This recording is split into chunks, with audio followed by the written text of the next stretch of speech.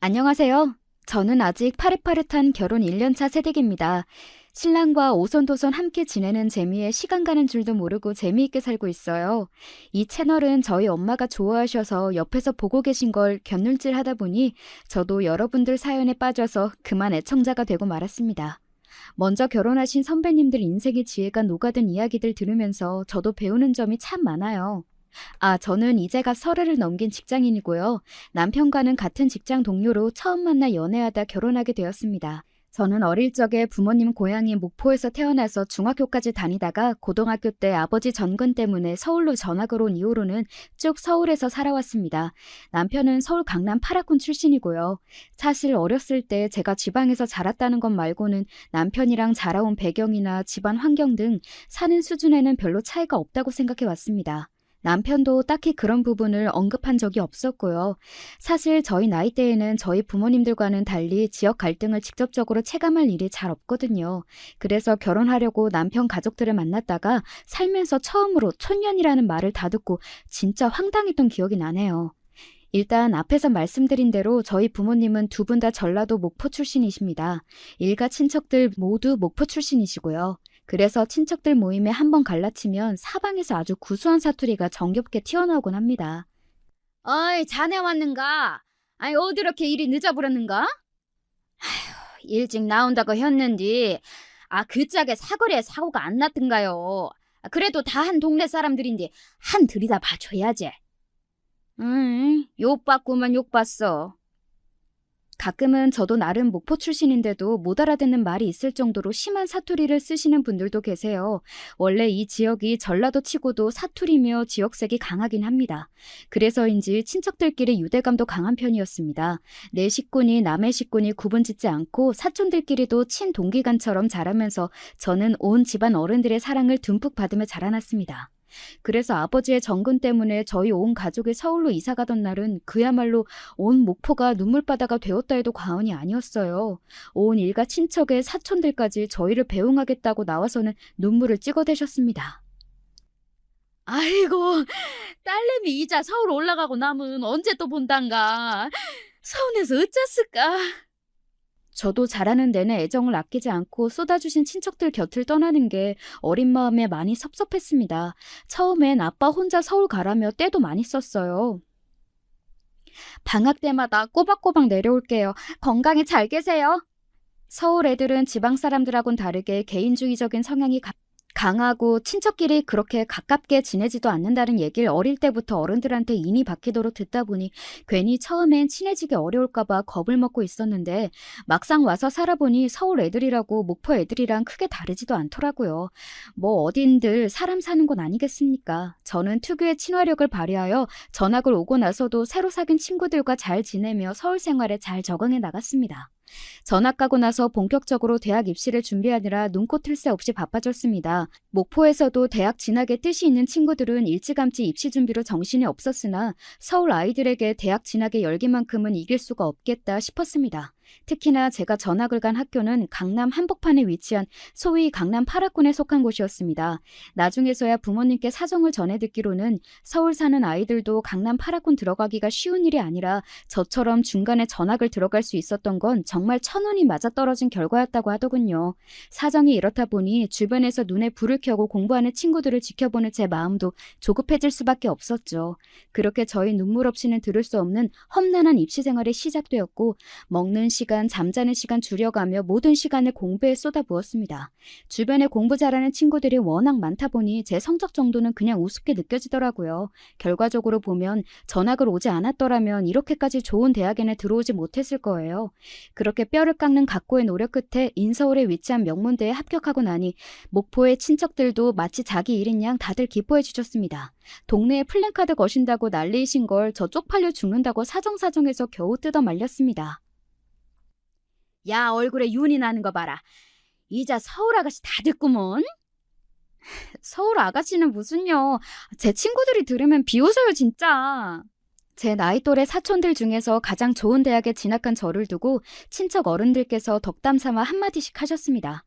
부끄럽고 감사하게도 저는 목포 친척들 사이에서 자랑거리가 되어 있었습니다. 제 옆에서 애써 겸손을 떨고 앉아 계셨지만 제 부모님께서도 내심 뿌듯해하시는 게 어린 제 눈에도 훤히 보였습니다. 그렇게 학기 중에는 열심히 공부를 하고 방학 중에는 꼬박꼬박 목포에 내려가기도 하며 알차게 대학 생활을 보냈습니다.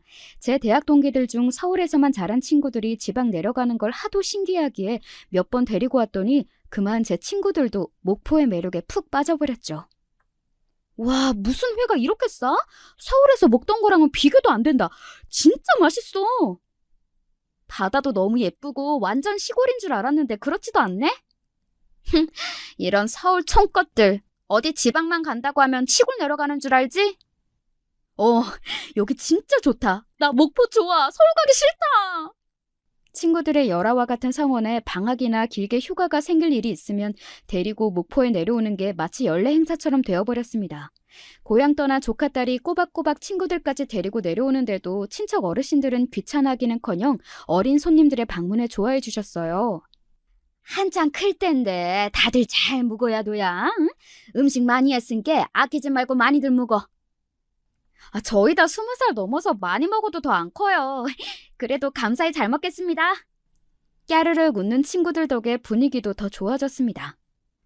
우리는 친척들끼리 이렇게 안 가까운데 너는 진짜 무슨 복이냐? 좋겠다. 부럽다 진짜. 목포 인심이랑 서울 인심이 비교가 되냐? 야, 너도 이제 서울 사람이거든? 친구들과 투닥거리면서도 기분이 좋았습니다. 조카 딸의 친구들까지 살갑게 챙겨주시는 친척 어른들께 정말로 감사했습니다. 그러다 보니 서울에서 힘든 일 생길 때마다 가장 먼저 목포 생각이 떠오르곤 했습니다. 목포는 제 부모님의 고향이자 저의 고향이기도 하고 서울로 떠나와서도 그저 좋은 기억으로 남아있는 곳이었어요. 그래서 취업 후 같은 직장에서 지금의 남편을 만나 연애를 시작한 이후 처음으로 제 대학 친구들에게 남편을 소개하는 자리에서 자연스럽게 목포가 주제로 떠오른 것도 무리는 아니었을 겁니다. 대뜸 친구 하나가 남편에게 이렇게 물었습니다. 현수 씨, 지연이랑 목포 가보셨어요? 목포요? 네, 우리는 얘 대학 때 처음 만난 이후로 방학 때마다 거의 내려갔었거든요. 현수 씨는 아직이에요? 친구 말에 제가 눈알을 도로록 굴렸습니다. 사실 그때까지 남편에게는 한 번도 같이 목포에 가자는 말을 한 적이 없거든요. 친구들이야 제가 무슨 일만 생기면 목포 가자는 말을 입에 달고 살기도 하고 저희들도 저 따라 몇 번씩 목포에 내려가 보았으니 남자친구에게도 당연히 그랬을 거라고 생각한 모양이었어요. 하지만 친구랑 남자친구는 좀 다르잖아요? 친구들이야 그냥 제 친척들을 친척이라고 편하게 받아들이고 어울릴 수 있겠지만 남편은 입장이 좀 다르죠. 아주 어릴 때 사귄 사람이면 또 모르지만 대학 졸업해 취직까지 하고 나이도 어느 정도 찬 마당에 친척들이 버글버글한 목포로 같이 내려가면 친척 어르신들이야 당연히 신랑감 데려왔다고 생각하지 않으시겠어요? 저희 친척들이 어디 한두 사람도 아니고 바글바글하게 모인 제 친척들 사이에 뚝 떨어진 남편 모습을 생각만 해도 아찔했습니다. 이건 뭐 상견례가 따로 없겠죠. 그것도 일대 다수 상견례요. 생각만 해도 뒷목이 쭈뼛했습니다. 한 번 인사시켰다간 그대로 결혼식장으로 끌려 들어갈 판이었어요. 그런 취지로 남편에게 괜히 결혼으로 부담을 줄까봐 그간 목포에 가자는 얘기를 꺼내지 않은 건데 분위기가 요상하게 돌아가고 있었습니다. 제 딴엔 배려해서 그런 거였는데 웬만한 제 지인들은 다들 가본 목포에 저만 가본 적이 없다고 생각하니 그건 또 그것대로 서운한 모양이었습니다. 그날 모임이 끝나고 돌아가는 길에 차 안에서 슬쩍 남편 눈치를 보며 운을 뗐습니다. 자기한테만 딱히 말을 안 하려고 그런 건 아니고 아무래도 지방에 사시는 어른들이시다 보니 까딱 잘못하단 자기 놀러 한번 갔다가 망태기에 확 잡힐지도 몰라. 우리 아직 뭐 따로 계획된 것도 없는데 그런 건 서로 좀 부담스럽잖아. 그치? 제 딴엔 달래보겠다고 장난스럽게 말해본 건데 제 말에 남편의 서운한 기색이 더 커진 것 같았습니다. 자기만 괜찮으면 난 딱히 상관없는데? 딱 잘라 말하는 남편에게 더는 할 말이 없더라고요. 뭐 저가 괜찮다는데 어떻겠나 될 대로 되라는 심정이 되어버린 저는 결국 그 다음 주 주말에 남편과는 처음으로 목포에 내려가게 되었습니다. 아니나 다를까 목포의 친척들에게 제가 남자친구와 함께 내려간다는 소식이 전해지자 정말 난리도 그런 난리가 없었습니다. 그니께 이 짝이 우리 지연이 신랑감이라고? 그러제? 아따 인물이 훤하구만. 자, 내 잔 한 잔 받더라고. 그렇게 남자친구라고 강조한 제 노력은 어른들 한마디에 허사로 돌아가고 말았습니다. 10명이 넘는 제 친척들 사이에서 남편은 그야말로 포위 상태였습니다. 자기 내려가면 진짜 코 꿰인다니까. 자신 없으면 그냥 지금이라도 취소하자, 응? 걱정할 거 없다니까. 내가 어디 가서 부침성으로 빠지는 편도 아니잖아. 이 사태를 사전에 예견한 제가 걱정스러운 마음에 다시금 남편에게 확인했을 때까지만 해도 자신감이 넘치던 남편이었습니다. 목포에 거의 대부분의 친척들이 거주하고 계신다는 말을 이미 했음에도 불구하고 그 많은 어른들이 한꺼번에 우르르 다 몰려오실 거라고는 생각을 못했던 모양입니다. 자칭 친화력 갑인 남편은 맹수 무리 사이에 끼인 사슴마냥 식은땀을 삐질삐질 흘리고 있더군요. 결국 제가 나서 남편을 구출할 수밖에 없었습니다. 아, 삼촌, 이러다 이 사람 도망가겠네. 이 사람한테만 주지 말고 저도 한 잔 주세요. 아따, 그랴. 우리 조카 딸도 한 잔 받아라. 그렇게 마치 동네 잔치라도 열린 양 거나하게 술판이 벌어졌습니다. 처음에는 생판 처음 보는 사람들의 시선이 한몸에 집중되어 당황했던 남편도 다들 술이 좀 들어가고 분위기가 부드럽게 풀어지자 특유의 친화력을 발휘하기 시작했습니다. 백부님, 제 잔도 한 잔 받으시죠. 아, 좋지. 사나이답게 시원시원하니 좋구만. 급기야 파장이 이르러서는 서로 어깨동무까지 하고 얼싸한 듯 하고 있는 저와 삼촌 모습에 저 사람들이 제 친척인지 남편 친척인지 의심스러울 지경이 되었죠. 그렇게 왁자지껄 정신없는 첫 대면이 끝나고 이윽고 좀 잠잠해지자 제가 남편에게 물었습니다. 고생했어. 나도 이렇게까지 다들 안 빠지고 다 나오실 줄은 몰랐네. 처음 뵙는 분들이 너무 많아서 정신이 쏙 빠졌지? 처음엔 솔직히 좀 당황스러웠는데 다들 반겨주시고 처음 보는 사람인데도 내 신랑감이라고 가족처럼 챙겨주시고 감사하더라고. 우리 집은 친척이 그렇게 많지도 않고 솔직히 명절이라고 다들 꼬박꼬박 참석하는 것도 아니라 친척들이 이렇게까지 많이 모인 건 처음 봐서 좀 신기하기도 하더라. 근데 이런 것도 나쁘지 않네. 다들 자기 진짜 아껴주시는 게 보이는 것 같아서 좋았어. 다행히 이 정신없는 와중에도 저의 친척들에 대한 남편의 첫인상이 상당히 호의적이더라고요.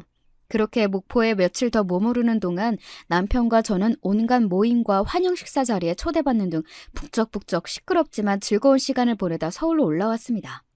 그렇게 의도치 않게 남편과 저희 친척들이 먼저 대면을 하고 나니 상황이 좀 애매해지더라고요. 제 친척까지 만나봤는데 정작 제 가족을 만나 뵙지 않는 건 도리가 아니라는 남편 말을 듣고 보니 틀린 말 같지가 않았습니다. 그런가? 하긴 삼촌들이랑 숙모들이 그 성미에 아직까지 말씀을 안 하셨을 리도 없으니까 부모님 귀에도 벌써 들어갔을 거고? 그렇지. 근데 사위 될 사람이 정작 장인 장모님만 쏙 빼놓고 코빼기도 안 비치면 얼마나 경우 없고 괘씸하시겠어? 벌써 남편은 구렁이 담 넘어가듯 스스로를 자연스럽게 사위라 지칭하고 있었습니다. 정작 그때는 저 나름대로 생각에 잠겨서 그런 줄도 몰랐습니다. 지금에 와서야 돌이켜 생각해보면 애초에 목포행을 고집했던 것부터가 남편의 계략이 아니었을까 싶긴 하네요. 그렇게 남편과 저희 부모님과 함께하는 식사 자리가 잡히게 되었습니다. 그동안 부모님께서 별 말을 안 하셔서 저도 잠자코 있었는데 막상 제가 남편과 식사 자리를 제안했더니 기다렸다는 듯이 불이 나게 승낙하시더라고요. 꼭 제 입에서 그 소리가 나오기만을 기다린 사람처럼 말이죠. 말씀은 안 하셔도 벌써 친척들한테까지 선보인 딸의 남자친구인데 궁금하셔도 보통 궁금하셨던 게 아니셨나 봅니다. 식사하는 내내 분위기는 참 좋았습니다. 저희 엄마, 아빠 모두 남편이 첫인상부터 마음에 드셨던 모양이에요.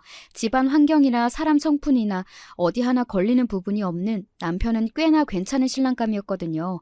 거기에 좋은 학교 나와서 저와 같은 회사에서 근무한다는 점도 마음에 드셨던 것 같아요. 왜 어른들이 늘상 하시는 말씀 있잖아요. 사람은 끼리끼리 어울린다고. 아무래도 한쪽이 기우는 혼사는 저희 나이대보다는 어른들께서 더 꺼리시는 경향이 강하니까요. 당신들 딸과 비슷한 교육 수준에 비슷한 생활 환경에 자상한 남편 만나 시집 보내는 게 당신들의 마지막 숙제라고 생각하시는 분들이시니 남편이 부모님 마음에 쏙 든 것도 무리는 아니었습니다. 그렇게 저희 부모님과의 대면이 성황리에 잘 마무리되자 다음 단계는 저희 시부모님과 저와의 대면이 남아 있었습니다. 누가 시킨 것도 아닌데 참 희한하게 마치 처음부터 정해진 수순이었다는 것처럼 일이 착착 진행이 되더라고요. 지금 생각해보면 남편과 가족이 될 운명이어서 그런 건 아니었을까 하는 생각이 듭니다. 시부모님은 두 분 모두 부모님 댁에서부터 서울에서 나고 자라신 그야말로 서울 토박이셨습니다. 삼형제를 모두 강남에서 낳아 기르셨다고 하더군요. 세 형제가 모두 소위 말하는 강남 8학군 출신이다 보니 학벌도 괜찮고 직업도 좋은 편이셨습니다. 제 아들이 세상에서 제일 귀한 줄 아는 아들 부모들은 그다지 내세울 게 없더라도 아들 가진 유세를 그렇게 부리는 사람들도 있다던데 딸 하나 없이 잘 키운 아들만 셋인 시부모님은 그런 기색이라고는 눈을 씻고 찾아봐도 없으셨습니다. 자식이야 우리가 해줘야 할 것들만 해서 다 잘하면 그때부턴 본인들 인생 스스로 헤쳐나가야 하는 거죠.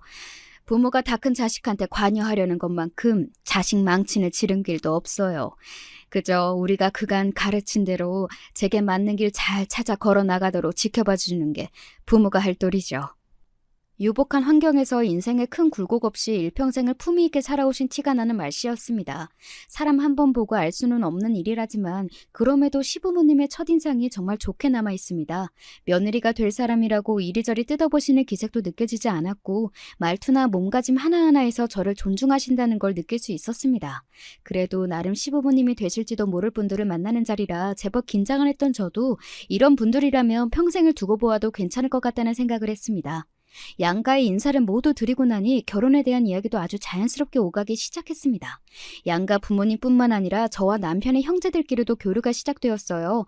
제 남동생이야 진작 저희 남편과 안면을 튼 바가 있었고 저도 남편의 형님들을 소개받게 되었습니다. 남편이 막둥이 남동생이어서 형님들과는 약간 나이 차이가 있었습니다. 지금은 큰 아주버님이 되신 큰형님이 10살, 작은 아주버님이 되신 작은 형님이 남편과 8살 차이 나니까 제법 터울이 지는 편이죠. 두 분 다 장차 제주씨가 될 한참 어린 저를 그저 흐뭇한 얼굴로 대해주셨습니다. 처음 보는 제가 신기한 것도 신기한 건데 그것보다 당신들의 어린 남동생이 장가들겠다며 신부를 데려온 상황 자체가 신기하셨던 것 같습니다. 내가 현수 결혼하는 걸 다 보게 되고 나이를 먹긴 먹었나 봅니다.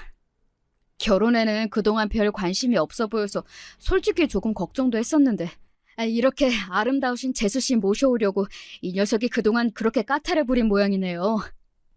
그저 입이 귀에 걸린 아주버님들을 보고 남편이 제 앞에서 조금 창피해하는 것 같았습니다.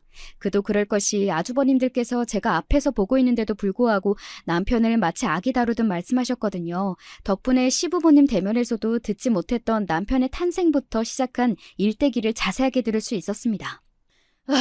우리 형들 진짜 유난이지. 시커멓게 다 큰 남자 앞에 앉혀두고 아주 내가 민망하게 짝이 없다. 왜? 난 정겹고 좋던데. 내가 맞으라 그런가? 저렇게 형님들 사랑 듬뿍 받고 자랐다고 생각하니 막내인 자기가 부럽기도 하고. 부럽긴 성가실 죽겠구만. 아무래도 나이 차이가 있으니 형들은 나 태어난 날도 다 기억난다고. 지금도 그러거든. 워낙 어릴 때부터의 기억이 그대로 있으니 지금 이 나이를 먹어도 내가 아기처럼 보이나 봐. 좀 징그러워도 자기가 감안해줘. 징그럽긴 진짜 괜찮다니까. 깔깔 웃으며 남편을 치면서 지금까지 만난 남편의 가족들이 다 너무 마음에 들어서 기분이 좋아졌습니다. 사실 결혼 결심하기 전에 가장 걱정스러운 게 남편 가족과의 관계 아니겠어요? 남편이야 내가 선택한 사람이라지만 남편 가족들은 그야말로 어떤 사람일지도 모르고 결혼했다는 이유만으로 평생 볼 일이 없었던 사람이 가족으로 묶이게 되는 건데 그런 사람들을 제 마음대로 선택할 수도 없고 그렇다고 쉽게 대할 수도 없고 그러다 보니 저와 성격이 맞지 않거나 저를 마음에 들어하지 않으시면 앞으로 어떻게 대해야 하나 만나기도 전부터 걱정이 앞서는 마음을 어찌할 수가 없더라고요. 그런 걱정이 그저 기우에 불과했다는 생각이 들자 순간 기운이 탁 풀렸습니다. 이제 만나뵐 분들은 대강 다 배웠지? 동서 되실 분들만 만나면? 그렇지? 그날은 일단 형님들부터 먼저 배웠고 동서들과는 조만간 다시 한번 약속을 잡아보기로 이야기가 된 차였습니다. 두 분 모두 직장생활 하시는 분들이라 갑작스러운 약속에 참석을 못하셨다고 들었습니다. 사실 솔직히 좀 쫄리기는 하는데 형님들 뵈니까 조금 안심해도 될 것 같아. 저렇게 유쾌하신 분들인데 부인 되시는 분들께서도 비슷하지 않으실까 싶기도 하고. 크게 걸리는 건 없을 거야. 사실 형수님들이랑은 나도 그렇게 자주 보는 편은 아니거든. 우리 어머니 아버지께서도 며느리들 오라가라 하시는 성품이 아니시기도 하고 두 분 다 일하느라 바쁘신데 어지간한 집안 행사 아니고는 오라는 말씀도 잘 안 하셔. 엄마 말로는 아무리 부모 자식 간이라도 결혼으로 맺어진 인연은 가급적이면 너무 자주 안 보는 게 관계에 좋다고 하시더라고. 적당히 거리 지키면서 부딪힐 일 만들지 않는 게 가장 좋다고 하셔서 나도 그렇게 지냈지 뭐. 깔끔하신 어머니 성품에 하실 만한 말씀이었습니다. 그럼 우리 결혼하고 나서도 생각보다 동서들 뵐 일이 그렇게 많지는 않겠다. 그치? 뭐 그렇겠지?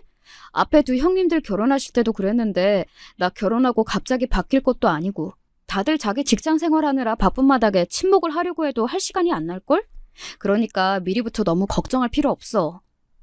말은 안 했지만 제가 속으로 무슨 고민을 했을지 사려 깊게 헤아린 남편이 저를 미리 안심시키더군요. 남편의 든든한 말에 저도 그간의 우려를 이만 접기로 마음먹었습니다. 동서들을 처음 만난 건 그로부터 얼마 지나지 않아 시어머니 생신 자리에 초대받은 자리에서였습니다. 남편의 온 가족이 모이는 자리에 초대받은 건 처음이라서 이제 정말 가족으로 인정받는 거구나 하는 실감이 났습니다. 거기다 동서가 될 두 분을 처음으로 뵙는 자리이기도 하니 평소보다 더 신경이 쓰였습니다. 그래서 어머님 선물에다 동서들 선물들까지 작게 준비해서 남편과 함께 시부모님 댁을 찾았습니다. 시부모님 댁은 입구부터 인테리어를 아주 신경 썼다는 것이 티가 확 났어요. 요란하지는 않지만 고상한 취향이 드러나는 장식품부터 벽지 색깔까지 어머님께서 아주 고심하신 끝에 탄생한 애정이 가득 담긴 집이라는 것을 알 수 있었습니다. 남편과 아주버님들까지 다 이 집에서 나고 자랐다고 들었는데 오래된 집에 아들 삼형제를 키워낸 집이라고는 상상하기 어려울 정도로 관리가 잘 되어 있는 집이었어요. 집을 워낙 좋아하셔서 여행도 그다지 즐기지 않는 편이시라는 시부모님들 말씀이 그제야 이해가 되었습니다. 어머님, 아버님의 환대를 받으며 집에 들어가 보니 이미 저희를 제외하고 모두 먼저 와 계시더라고요. 아주버님들 옆에 앉아 계시던 두 동서들 모두 세련된 차림의 커리어 우먼이셨습니다. 나도 한 10년 전쯤 지나면 저렇게 세련된 모습이 몸에 배인 커리어 우먼으로 성장할 수 있을까 기대할 정도로 멋진 모습이었습니다. 안녕하세요. 처음 뵙겠습니다. 현수 씨한테 그동안 말씀 많이 들었습니다. 그래요. 반가워요. 앞으로 잘 지내봐요. 상냥한 미소와 나긋한 말투로 반겨주시는 게 감사한 마음이었습니다. 이제 결혼 전에 큰 산은 모두 넘었구나 싶은 마음에 안도감이 들었습니다.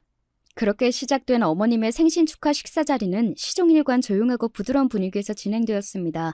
시부모님께서는 저뿐만 아니라 이미 시집온 두 며느리에게도 다정하지만 정중하게 대하셨어요. 직접 와서 이미 결혼으로 가족이 된 두 동서가 시부모님과 함께하는 모습을 보고 나니 결혼 후에 제 생활도 크게 다르지 않을 것 같아 안심이 되었습니다. 그렇게 어머님께 선물까지 다 전해드리고 시부모님 댁을 떠나기 전 두 동서들에게 미리 준비해온 선물을 건넸습니다. 이거 별건 아니고 제 고향에서 유명한 베이커리에서 인기 있는 디저트를 몇 개 준비해봤어요. 예전에 제가 선물했던 다른 분들도 모두 잘 드시던 거라 아마 입맛에 맞으실 거예요. 고향이요? 서울이 고향이 아니에요? 아, 중학교까지는 목포에서 나오고 서울로 전학 와서 그 이후로는 쭉 서울에서 살고 있어요. 제가 내민 선물 봉투는 눈에 들어오지 않는지 대뜸 큰 동서가 제 고향부터 물으시더라고요. 고등학교를 서울에서 나왔다고 하니 당연히 제가 서울 출신이라고 생각하셨던 모양입니다. 내민 제 손을 보고 큰 아주버님께서 큰 동서를 툭 치며 눈치를 주자 그제야 큰 동서가 선물 봉투를 받아들었습니다. 그래요. 잘 먹을게요. 옆에 서 계시던 작은 동서에게도 같은 선물 봉투를 전하고는 남편과 함께 시부모님 댁을 나섰습니다. 나 오늘 잘한 것 같지? 뭐 실수한 거 없었지? 차에 타자마자 꾹꾹 눌러온 질문을 쏟아내자 남편이 웃더군요. 그렇게 긴장할 거 없다니까. 우리 식구들 다 너 좋아해. 엄마 아빠도 오늘 너 와서 좋아하시는 거 못 봤어? 그랬지. 사실 식구들을 한꺼번에 본 거는 처음이라 나도 모르게 긴장을 했나 봐. 와, 새삼 자기 대단하다 싶다. 나는 자기 식구들 6번 보는 것도 이렇게 긴장을 했는데 자기 목포 처음 갔을 때 진짜 어떻게 버텼대? 제 말에 그때 어리버리했던 제 모습이 떠오른 모양인지 남편이 크게 웃음을 터뜨렸습니다. 그러게. 근데 그러고 나서 금방 잘 어울렸잖아. 어른들도 나 다 예뻐해 주시고. 저번에 갔을 때도 하도 대접을 잘 받아서 내가 몸둘 바를 모르겠더라니까. 네, 남편은 저와의 목포 첫 방문 이후로도 수차례 목포를 다시 찾았습니다. 그간 국내 여행 경험이 그렇게 많지 않았던 남편은 경상도나 강원도에 방문한 적은 있어도 전라도 방문은 평생 처음이었다고 했습니다. 첫 전라도 방문이었던 목포행에서 생각지도 못했던 많은 친척들의 환대를 받고 남편 기분이 썩 좋았나 봐요. 그 후로 며칠 짬이 나면 틈만 나면 목포 얘기를 하더라고요. 이번에 연차 하루 쓰고 주말 껴서 목포 다녀오자. 또? 다녀온 지 한 달밖에 안 됐는데? 그러니까 다른 달은 2번 가면 지겹던데 이상하게 목포는 가도 가도 재미있더라? 곧 처갓집 될 곳이라서 더 그런가? 제 앞에서 너스레를 떠는 남편을 흘겨보곤 그래도 저 또한 여전히 애정을 품고 있는 제 고향 목포를 마음에 들어하는 것이 기분이 썩 나쁘지 않더군요. 이런 연유로 그 이후로도 몇 번 더 목포에 내려가서 휴가를 즐겼고 덤으로 여전히 조카 사위가 예뻐 죽으려고 하시는 친척들에게 귀여움도 듬뿍 받고 올라왔습니다. 이번에 동서들에게 선물한 디저트들도 목포에서 전날 휴가에서 올라오며 직접 공수한 것들이었습니다. 형님들께서 선물 마음에 들어 하실까? 어머님 생신인데 어머님 두고 큰 선물을 하기도 좀 그렇고 해서 부담 없이 선물한 건데 너무 부실하지 않을까 걱정이네. 별 걱정을 다 한다. 아마 선물 받게 되실 거라고 생각도 못 하셨을걸? 좋아하면 좋아하셨지. 선물한 게 왜 문제가 되겠어?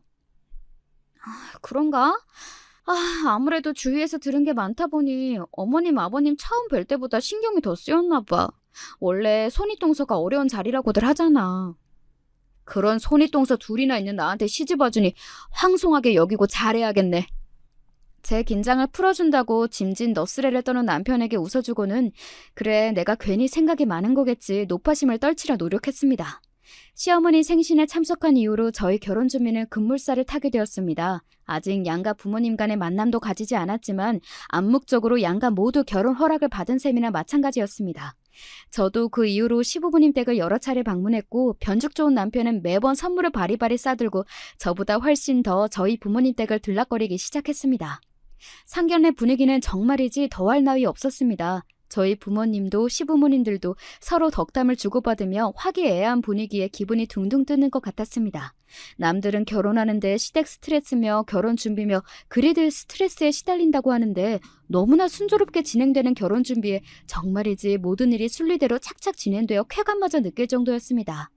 남들은 하도 결혼 준비가 힘들어서 결혼 2번은 못하겠다는 우스갯소리까지 한다는데 일이 이렇게나 잘 풀린다고? 싶기까지 했어요. 미리 길이를 여러 날 받아온 덕택에 상견례 자리에서 바로 저희 결혼 날짜가 잡혔습니다. 결혼 날짜는 상견례로부터 6개월도 채 남지 않은 시점이었습니다. 이미 남편 앞으로 마련된 신혼집이 있었고 대략적인 식장 예약 현황까지 미리 알아둔 덕에 진행 가능한 일정이었습니다. 이야기가 잘 끝난 것에 양가 부모님 모두 기분이 무척 좋아지셨는지 당초 예상보다 길어진 상견례는 가벼운 반주로까지 이어졌습니다. 이제 이야기는 저희 결혼 이야기를 넘어서 네 분의 살아오신 이야기로까지 넘어간 참이었습니다. 처음 보신 분들께서 뭐 그리 나누실 말씀이 많은 모양인지 웃으며 남편과 눈빛을 주고받았습니다. 제가 서울에서 나고 자라서 내내 집순이로만 살아서 부끄럽지만 이 나이 먹도록 별로 가본 곳이 많지 않아요. 저희 아버지의 팔도 유람기를 눈을 반짝이며 듣던 시어머니 말씀에 저희 부모님께서 깜짝 놀라셨습니다. 무척 활동적이신 저희 부모님은 틈이 날 때마다 저희 남매를 데리고 전국 방방곡곡 다녀보지 않은 곳이 없으셨거든요. 시어머니 말씀에 저희 아버지께서 즉흥적으로 목포 동반 여행을 제안하셨습니다. 그러지 마시고 사돈 어른과 함께 저희와 목포 여행 한번 다녀오신 건 어떠십니까, 안사돈? 우리나라에 좋은 것들이 참 많지만 또 목포만한 곳이 없거든요. 저희 고향이라서가 아니라 교통도 불편하지 않은데 바다도 볼 수 있고 해산물도 맛있고 한번 오시면 정말 마음에 드실 겁니다. 아유, 그래도 저희가 폐가 되지는 않을지. 아니야, 엄마.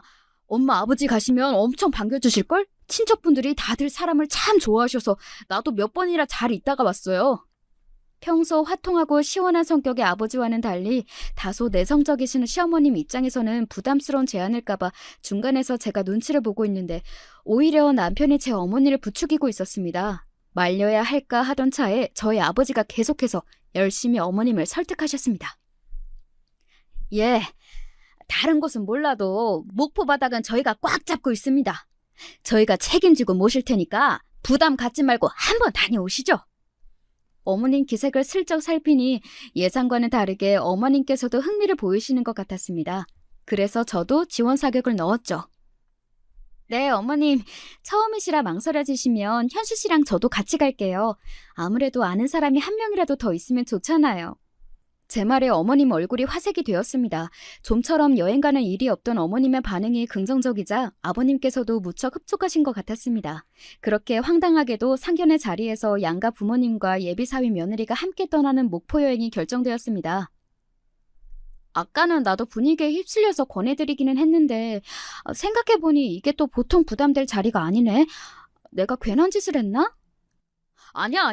나도 마침 목포 생각이 나던 참이었어. 분명히 우리 부모님도 마음에 들어 하실 거야. 남편은 아예 확신을 하고 있더군요. 어지간해도 목포가 마음에 들었던 모양이다 싶었습니다. 그렇게 바로 다음 주 주말에 저희는 양가 부모님을 모시고 목포로 내려갔습니다. 도착하자마자 눈앞에 펼쳐진 광경은 그야말로 요지경이 따로 없었습니다. 거의 동네 잔치와 맞먹는 규모의 환영 만찬이 준비되어 있었거든요. 친척들이 작정하고 칼을 갈며 준비한 모양이었습니다. 아유, 세상에 송구스러워서 어째. 목포에서만 맛볼 수 있는 산지 직송의 온갖 산의 진미가 눈앞에 펼쳐진 걸 보시고는 어머님께서 감사한 마음에 어쩔 줄은 몰라 하시더라고요. 평소 친척들에게 극진한 대접을 받던 남편 입까지 떡 벌어진 걸 보니 그 규모가 짐작이 가시죠? 생각보다 저희 친척들과도 금세 잘 어울리시며 즐거워하시는 사돈 내외를 보고는 저희 부모님 어깨가 하늘까지 치솟았습니다. 아, 삼촌, 뭘 이렇게 많이 준비하셨어요? 슬쩍 삼촌께 작은 목소리로 죄송스러운 마음을 담아 타박을 하자 삼촌이 그러시더라고요. 원래 이렇게 처음에 융숭하게 대접을 잘 해드려야 사람 마음이라는 게 고마워서라도 더 잘해줄 마음이 생기고 그러는 법이지. 아, 그러고 지연이 너 시집 가는데 이렇게 친척들이 마음을 쓴다는 걸 보여드리면 야가 저 집에서 사랑 듬뿍 받고 자란 딸이로구나. 더 함부로 못하는 법이라니까. 네, 이게 다 처음 보는 외지인한테 베풀 수 있는 호의겠습니까? 다 조카딸 잘 되라는 어른들의 살뜰한 마음이시겠죠. 감사한 마음에 그만 코가 시큰해졌습니다. 서울로 이사간 이후로는 가끔 내려와서 실컷 대접받고 가는 게 다였는데 그런 조카딸이 뭐가 그렇게 예쁘다고 이렇게까지 해주시는지 앞으로 시집가도 내가 더 신경 쓰고 잘해야겠다 다짐했어요. 그렇게 저희 시부모님들은 저희 일가 친척과 부모님이 성심성의껏 준비한 온갖 코스를 다 즐기고 나서야 서울로 올라오셨습니다. 당초 우려와는 달리 시부모님께서도 첫 목포 여행에 정말이지 만족하셨던 모양이에요. 나중에 아버님께서 저만 따로 조용히 불러내셔서 말씀하셨습니다. 아가 고맙다. 내가 저 사람 처음 보는 분들하고 저렇게 재미나게 잘 어울리는 걸 본 적이 없어. 저 사람 요즘도 매일 목포 얘기를 입에 달고 살아. 잠자리며 음식 가리는 사람이라 여행 가서도 늘 애 먹고 힘들어하는 것만 봤는데 좋긴 정말로 좋았던 모양이야. 다 네 덕이다. 고맙다, 아가. 제게 용돈까지 억지로 쥐어주시며 고마워하셔서 저도 정말 뿌듯했습니다. 가족이 되길 목전에 두고 더할 나위 없이 좋은 양가 분위기에 어떻게 기분이 좋지 않을 수 있었겠어요. 부모님까지 모시고 목포에 간 걸 아주버님들 내외까지 다 아시는 마당에 빈손으로 올라올 수는 없죠. 서울로 올라온 다음 날 목포 특산물을 바리바리 이고지고 형님 부부를 다시 만났습니다. 세상에 이 귀한 걸 다 아버지 어머니 모시고 여행 다녀온다고 애 많이 썼을 텐데 뭘 우리 것까지 다 챙겼어요. 고마워라. 정말 우리 재주씨만한 효부가 또 없습니다. 자식이라고 무뚝뚝한 아들이라 그간 가족여행 한번 제대로 못 갔는데 재수씨가 저희가 할 일을 다 해주셨네요. 저번에 선물해주신 목포 디저트도 정말 맛있었는데 고맙습니다, 재수씨. 아니에요. 어머님, 아버님께서 좋아해 주셔서 제가 더 감사하죠. 그날 역시 식사 분위기는 참 좋았습니다. 표면적으로는 말이죠. 돌아오는 차 안에서 평소답지 않게 말이 없는 저를 보며 남편이 눈치를 보았습니다. 자기야, 왜 그래? 혹시 속 안 좋아? 아니, 그게 그냥 괜히 내 노파심인 것 같긴 한데 아무래도 감이 안 좋아. 그날 제 마음을 어지럽힌 건 다름 아닌 손이동서 두 분이셨습니다. 식사하는 내내 두 분은 잔잔한 미소를 머금고 예의를 지키셨지만 처음부터 느낌이 쎄했습니다. 결정타는 아주버님께서 저한테 감사 인사를 하실 때였지요. 정확히 저번에 목포 디저트에 대한 감사 인사를 하실 때 피식 저를 비웃는 큰 동서의 표정을 찰나이지만 분명히 목격했거든요.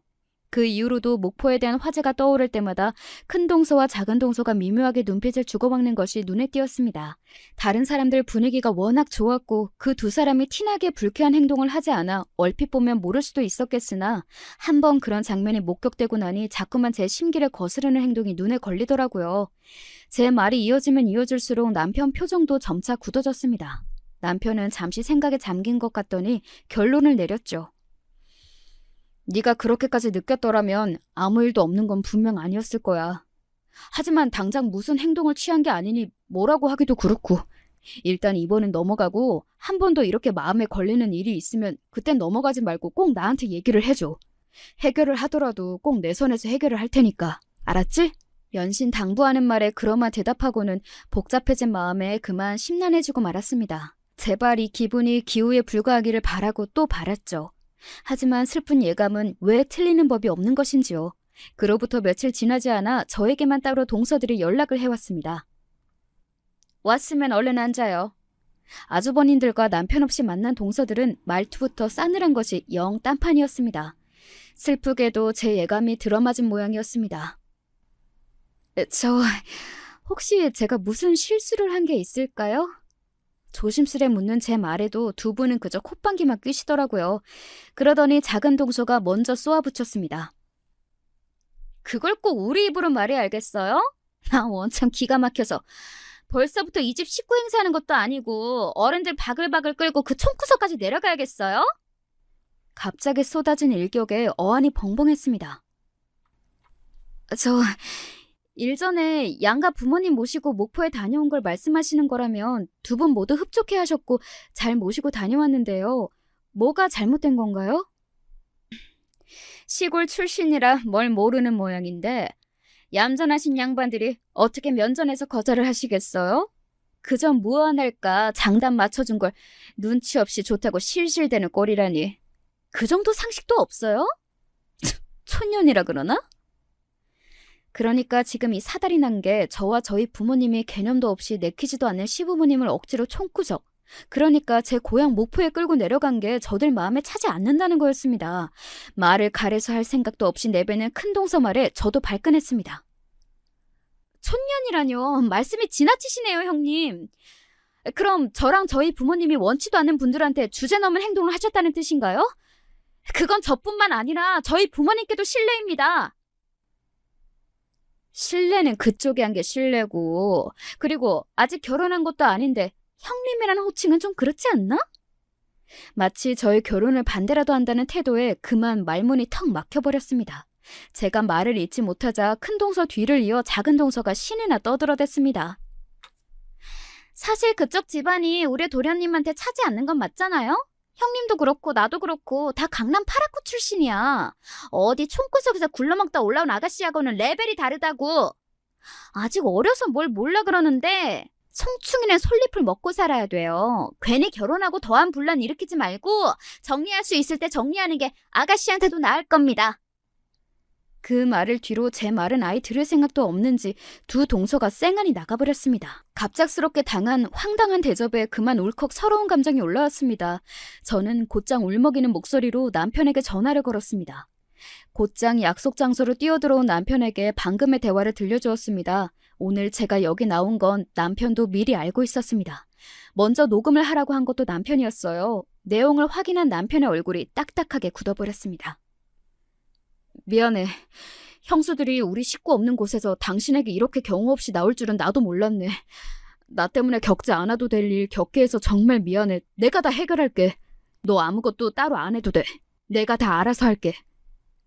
단호하게 말하는 남편이 대체 무슨 짓을 할지 예상이 가지 않았지만 남편은 이미 생각해둔 바가 있는 모양인지 눈빛에 흔들림이 없었습니다. 그 남편의 계획이란 걸 제 두 눈으로 직접 확인하게 된 건 바로 그 주 주말이었죠. 남편을 따라온 곳은 뜬금없게도 웬 대형 연회장이었습니다. 기껏해야 며칠 전에 일 때문에 마음이 상했을 제 기분을 풀어주러 레스토랑에 외식이라도 가는 건가 했던 저는 어안이 벙벙해졌습니다. 수십 명은 수용할 수 있는 규모의 손님이라곤 달랑 저희 둘뿐이었어요. 자기야, 누구 더 와? 잠깐만. 오셨어요? 바로 내려갈게요. 자기야, 잠깐만 있어. 금방 다시 올게. 제 말에 대답은 않고 남편이 서둘러 주차장으로 내려갔습니다. 그렇게 한 1, 2분 기다렸을까 연회장 문이 열리더니 큰형님 내외와 작은 형님 내외가 차례로 연회장 안으로 들어왔습니다. 여전히 저를 보는 동서들의 눈빛은 곱지 않더군요. 재수 씨 먼저 와 계셨네? 현수는요? 아, 여긴 어쩐 일이세요? 현수 씨가 연락했나요? 우린 현수가 같이 밥이나 한 끼 뭐 하자고 해서 나왔는데 재수 씨 얘기 못 들으셨어요? 그때 갑자기 밖이 웅성웅성 요란스러워지기 시작했습니다. 이윽고 문이 열리더니 남편이 다시 등장했습니다. 무려 10명이 넘는 저희 목포 친척들을 대동하고 말입니다. 아니, 삼촌, 숙모, 이게 다 무슨 일이야? 여긴 웬일이세요? 아따, 우리 조카 사위 연락받고 올라왔지. 나가 우리 조카 딸이랑 조카 사위 덕에 서울 관광도 하고 좋은 구경도 하고 별일을 다 본다야. 뜻밖의 상황에 당황한 저를 둘러싸고 친척들이 반갑다고 난리도 아니셨습니다. 아주버님들과 동서들도 예상치 못한 상황에 당황한 기색이셨습니다. 어머 세상에 반가워라. 오시는데 불편하시지는 않으셨어요? 때마침 등장한 시부모님 때문에 놀라움이 정점에 다다랐습니다. 말씀하시는 걸 보니 시부모님께서는 저희 친척들이 올라오신 걸 미리 알고 계신 모양이었습니다.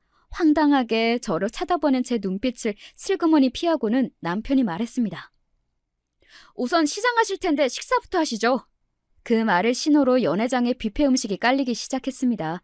이게 무슨 상황인지 채 파악할 틈도 없이 친척들이 시끌벅적하게 이야기를 나누며 식사를 시작하고 시부모님께서도 연신 화난 표정으로 저희 친척들과 담소를 나누셨습니다. 동서들에게는 이 자리가 가시방석임이 틀림없어 보이더군요. 밥을 먹는 둥 마는 둥 눈알만 이리저리 굴리는 동서들에게 저희 삼촌께서 말을 붙이셨습니다. 그러니까 이 두 분들이 우리 지연이 손윗동서 되실 분들이시죠? 처음 인사드립니다. 지연이 큰아비 되는 사람입니다. 아, 네, 안녕하세요. 떨떠름하게 인사를 받는 동서들을 번갈아 쳐다보더니 이내 삼촌께서 말씀을 이으셨습니다. 역시 서울 분들이라서 교양이 있으시고 많이 배우신 분 같으시네요. 아따, 저희가 촌사람이긴 하지만 우리 지연이는 일찍이 서울 올라와서 제 할 일 열심히 하며 잘 배운 자랑스런 조카 딸입니다. 저희 같은 촌사람하고는 달라요. 저희한테는 참말이지 귀한 조카 딸입니다. 지방 사람들이라도 사는 거 그리 다르지 않아요. 지방에서 올라왔다고 너무 미워하지 마시고 우리 지연이 좀 예쁘게 봐주십사 부탁을 드립니다. 뜬금없이 이게 무슨 소리인가 싶어 시부모님은 물론이거니와 아주버님들까지 두 눈이 동그래져서 저희 삼촌과 동서들을 번갈아 쳐다보았습니다. 네, 남편의 계획은 동서들이 그렇게나 무시하던 저희 목포 친척들의 지원 사격을 받는 것이었어요. 그 뒤로 별다른 말씀은 덧붙이지 않으시고 다시 화기애애한 시간이 이어졌지만 시댁 식구들 모두 이상한 기류를 기민하게 감지한 이후였습니다. 이윽고 식사가 모두 끝나고 종일 구경을 다니신 탓에 피로하실 친척 어르신들을 먼저 숙소로 보내드리기로 했습니다. 남편이 미리 인근 호텔을 예약해 두었더라고요. 헤어지기 직전 삼촌께서 저를 살짝 불러내어 말씀하셨습니다. 예, 아가 지연아, 너희 신랑한테 대강 설명은 들었다. 네가 속이 많이 상하겠소. 삼촌이 이날 이때껏 살아오다 보니 참 별의별 사람들을 다 겪게 되더라. 저 사람들이 뭘 몰라 그랬겠거니 하고 너도 너무 마음 쓰지 말거라. 알았자?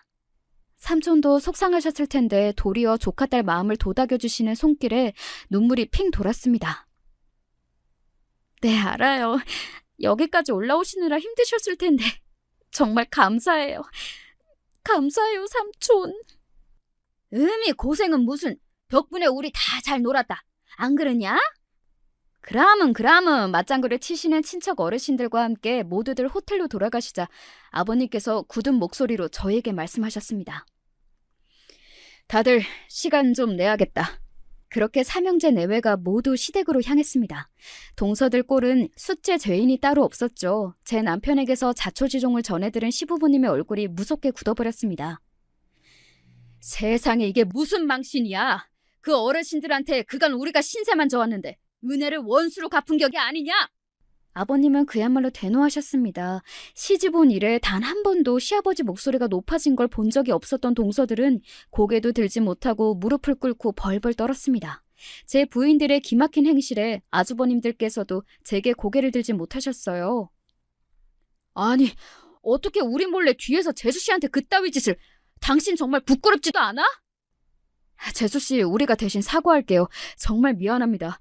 저 사람이 정말 재수 씨께 저질러서는 안 될 짓을 저질렀어요. 저희가 정말 면목이 없습니다. 그 가시방석에서 동서들은 그야말로 대역죄인이었습니다. 모두의 저기를 한 몸에 받아내며 두 사람은 금방이라도 쪼그라들어 사라질 것만 같았습니다. 그 꼴을 입을 꾹 다물고 참담한 표정으로 지켜보시던 어머님께서 드디어 입을 여셨습니다. 너희들에게 정말 실망이구나. 그 말에 두 동서가 흠칫했습니다. 평소 순한 사람들이 화를 내면 그리 무섭다지요. 소리 한번 지르지 않으시고도 무겁게 떨어지는 시어머니 말씀에 저까지 심장이 얼어붙는 것 같았어요. 내가 그동안 너희들에게 거리를 지키고 예를 다한 건 그게 내 할 도리이기도 했지만 내가 그랬듯 언젠가 들어올 아랫동서에게 너희도 그러길 바라서였다. 그런데 너희들은 그간 나를 보고도 아무 느낀 점이 없는 모양이다.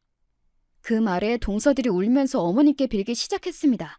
그리 표독스럽게 굴던 사람들이 정작 잘못을 저지른 제가 아닌 어머님께 비는 꼴을 보니 내가 별 대단치도 않는 사람들 때문에 쓸데없이 마음고생을 했구나 싶었습니다. 너희들이 사과할 사람은 내가 아니지. 지연이가 용서를 해주든 아니든 너희들은 잘못을 했으니 성심을 다해 사과해야 할 것이다. 더는 보고 싶지 않으니 둘 다 돌아가거라. 눈물을 질질 짜며 찍소리도 못하고 비척비척 사라지는 두 사람 꼴이 말도 아니더군요. 우리가 너한테 정말 미안하다는 말밖에 할 말이 없구나. 윗사람 덕이 부족해 너한테 겪지 말아야 할 일을 겪게 만들었으니 당장 내일이라도 사돈 내외와 친척분들께 꼭 사과를 드리마. 정말 미안하다.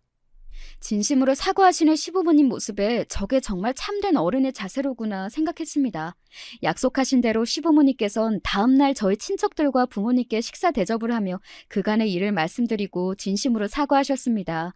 저희 부모님 앞에서 거의 석고대죄를 하시는 통에 그걸 말리느라 저희 부모님과 저와 남편까지 진땀을 빼야 했습니다. 동서들이야 더 볼 것도 없이 저와 시부모님 앞에서 찍소리도 못하고 쥐죽어 지내고 있습니다. 한번 마음을 돌리시니 어머님이 그리 차가우실 수가 없더라고요. 어머님이 든든한 방패가 되어주시니 저도 눈치 볼 일 없이 제 할 말 다하며 살고 있어요. 제 다사다난한 결혼 이야기는 여기까지입니다. 들어주신 여러분들 모두 감사드려요.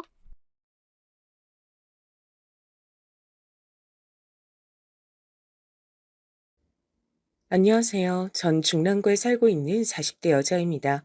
평소 누군가에게 건너듣던 이야기 혹은 뉴스에서 듣던 종류의 이야기가 저한테 일어나서 한동안 스스로 마음 잡기 힘들었어요. 직접적으로 제가 피해를 봤다기보단 저희 남편이 겪은 일이지만요. 제가 이렇게 똑같이 속상해할 수밖에 없는 이유를 저희와 아무런 상관이 없는 분들도 얼마 안 돼 이해하실 것 같아요. 한번 들어보시겠어요? 먼저 저희 아버님의 회사와 관련해서 얘기를 드려야 될 것 같은데요. 아버님은 아주 작은 회사를 운영하고 계세요. 사실 이것도 저희 어머니 친정에서 보태주신 걸로 시작하신 거예요. 어머니가 나중에 말씀하시기 전까진 아무도 몰랐던 내용이랍니다. 그건 결혼할 때 우리 오빠들이 지참금으로 보내준 걸로 시작한 거야. 네 아버님이 그땐 그렇게 엎드려 절하면서 감사하다고 감격을 했지. 오빠들 돌아가시고 나선지 아님 원래 그렇게 철면핀지 몰라도 전혀 지금은 고마운 기색이 없지. 다 자기가 한 일처럼 여기잖아. 어머, 그럼 어머니 친정으로부터 나왔던 돈인 거예요? 저도 뭐 아버님이 저희 결혼할 때 하도 자부심을 갖고 말씀하시니까 몰랐죠. 사실 진짜 말 맞다나 저희 상견례 때 아버님이 엄청 자랑하셨거든요. 한 사업체 운영한다는 게 보통 일이 아니죠. 저도 우리 아들, 딸들한테 누누이 얘기해요. 이 애비 입으로 말하는 건 좀 머쓱하지만 진짜 네 애비가 대단한 일을 하긴 했다고 말이에요. 제일 먼저 그 물건 여기 들여와서 거래 성사했던 게 저란 말입니다. 그 당시에 어디 직접 발로 뛰며 해외 가서 거래하기 쉬웠겠습니까? 아니죠. 저니까 가능했던 겁니다. 너무 대놓고 자랑을 하시니 들으면서 저는 썩 마음이 편치 않았어요. 뭐 이때 저희 엄마 아빠 표정도 똑같으셨고 반면에 남편은 그런 분위기를 좀 싫어하더라고요. 나는 아버지랑 성향이 좀 안 맞아서 말이야. 옛날부터 난 엄마 쪽 성격을 많이 닮아서 밖에 나서서 말하고 그런 것도 안 좋아해. 근데 전부터 아버진 계속 저 조그만 회사 물려받으라는 둥 어쩌고 말씀하시는데 나는 못 해먹겠더라고. 아버지 성향이 맞춰진 회사는 나한테 안 맞아. 확실히 우리 남편은 이런 것 말고도 본인 아버지랑 좀 잘 안 맞긴 했어요. 곧잘 다투기도 했었는데 이유를 들어보니까 납득이 좀 되더라고요. 아버지, 아버진 꼭 그렇게 남들한테만 여유 있고 대포 큰 사람인 척 하는데 그러지 말고 엄마나 자식들한테나 좀 잘해주세요. 아까도 마트 가면서 엄마한테 소리 버럭 질러대고 저 무거운 것도 엄마 혼자 다 들고 가게 하는 거 보고 진짜 기겁했어요. 왜 그러는 거예요, 정말? 이때 아닌 게 아니라 아버님이 어머니를 좀 함부로 대하시는 구석이 있긴 해요. 그럴 때마다 어머니는 아들을 뜯어 말리셨고요. 아이고, 예. 이건 우리가 알아서 할 테니까 승호 너는 나서지 마라. 왜 굳이 아버지랑 싸우려 들어? 네 아버지 저러고 산 게 몇십 년째다. 엄마 괜찮으니 신경 쓰지 마. 이렇게 옥신각신하는 것도 결국 어머니와 남편일 뿐 아버님은 통화하시느라 이쪽은 신경도 안 쓰셨죠. 나중에 저희 애 태어났을 때도 계속 좀 허세 가득한 소리만 하셔서 저희 엄마도 무척 싫어하셨답니다. 야, 나 진짜 니네 시아버지 꼴보기 싫어가지고 어떡하냐? 사돈끼리 얼굴 볼 일 많다지만 그래도 네가 중간에 조심 좀 해. 박서방은 유순하고 착한데 그 아버진 왜 저렇게 나댄다니? 무슨 손주를 지 손주기만 한 양 저렇게 크게 떠들어대. 면전에 사돈 놔두고 말이야. 실제로 이날 아버님이 저희 엄마 아빠 앞에 두고 너무 본인 얘기만 해대시고 박씨 가문이 얼마나 위대한지 일장연설을 하셨어요. 저도 듣기 불편했는데 뭐 다 망한 분이긴 했죠. 여기까진 저희 아버님을 바라보는 전체적인 여론이었고 그럼 전 어떻게 생각하냐면요. 저도 솔직히 아버님 썩 좋아하진 않아요. 이 집에선 완전히 남이자 제3자인 제 입장에선 아버님의 여러 행보들이 마음에 안 들었어요. 그중에 가장 이상하고 선 넘는다고 생각되는 부분이 있었죠. 그건 바로 아버님 회사에서 일하고 있는 경리, 이지영 씨에 대한 일이었습니다. 여보 있잖아. 아까 어머니가 잠깐 아버지께 들렸다가 뭐 받아오라셔서 회사 갔었거든. 근데 난 그 지영 씨 말이야. 격리로 들어오신 분. 그분 좀 그렇다. 남편은 아마 이때는 전혀 내막을 몰라서인지 뭔 소린가 하는 표정이더라고요. 그게 아버님이 그 지영 씨를 너무 좀 이뻐하는 느낌이랄까? 그 사람 심지어 나이가 나랑 별 차이도 안 나잖아. 나보다 5살 위랬던가? 40대고 이혼해서 혼자라니까 아버님은 뭐 짠하다면서 챙겨주시는 것 같은데 그게 너무 과하단 말이지. 근데 남편은 또 이 부분에선 저랑 생각이 다르더라고요. 그게 왜? 그거야 뭐. 나도 그분 뽑았다고 했을 때 얘기 대충 들었어. 듣자니 전 남편이 어마어마하게 쓰레기라며 애도 안 키우려고 하고 양육비도 안 주고 지독하게 고생을 시킨다는데 이혼하고 마음고생 시키면 말 다 한 거지. 그냥 그런저런 사정이 짠하니까 그러는 거 아니야? 그건 그런데 아버님이 신경 쓰시는 범위가 내 눈엔 너무 광범위해 보인단 거야. 내가 몇 번 들르지도 않았지만 갈 때마다 아버님은 지영 씨 자리에 붙어 앉으셔서 꼼짝을 않으시더라고. 그전에 김철민 씨 있을 땐 아버님이 전화로만 용건하고 잘 붙어있지도 않았잖아. 근데 남편은 본인이 워낙에 아버지랑 사이가 안 좋기도 하고 가뜩이나 잘 부딪히는데 더 부딪힐 일이 생기는 게 싫었나 봐요. 에이, 모르겠다. 난 이제 두드러지게 보이는 일 아니면 굳이 신경 안 쓰고 싶어. 아버지 말고 나만 해도 처자식 먹여 살리는 거 힘들어. 엄마가 주신 김치나 먹자. 그냥 이렇게 얘긴 마무리 지어졌는데요. 나중에 어머니 얘기를 들어보니 어머니도 마음 쓰시는 것이 제가 괜히 예민했나 싶은 거예요. 그래, 주영 씨 말이지? 너도 몇 번 안면이 있나 보다. 거기가 참 안 됐어. 엄마랑도 일찍 헤어졌고 아버지도 일찍 돌아가시고 삼촌 손에 자랐대더라. 그래서 괜찮은 남자 좀 만나서 결혼해서 가정도 꾸리려 했는데 이상한 놈을 만난 거야. 너무 짠하잖아. 내가 네 남편 저만할 때 키우던 게 생각나. 저희 남편이 지영 씨 아들만 할 때요? 그 집 아들내미가 초등학생이던데 우리 애랑 비슷하더라고요. 그래. 암튼 그 여자가 그 무렵 나이쯤 이혼해서 혼자 애 키우는 게 보통 일이겠냐. 나 때랑은 다르다 해도 어쨌건 혼자 벌어먹고 살아야 되잖아. 살림이냐 돈벌이냐 둘 중 하나만 해도 힘들 판에 둘 다 하다니 너무 짜네. 내가 마음이 너무 안 좋아가지고 얼마 전에 반찬도 해서 갖다 줬다. 네? 어머니가 반찬을 해다 주셨어요? 뭘 또 그렇게까지. 자기도 살만하니까 다닐 거예요. 너무 그렇게 마음 주시고 정 주시고 하지 마세요, 어머니. 어차피 일개 직원이고 언제 그만둘지도 모르는데요. 정들면 어머니만 힘드실 텐데. 제 말에 어머니는 괜찮다고 전혀 문제가 아니라고 손살에 치시더라고요. 에휴, 내가 뭐 대단하게 별 뜻이 있겠니? 솜씨도 없지만 그냥 좀 잘해주고 싶어 그러는 거지. 전혀 문제 없어.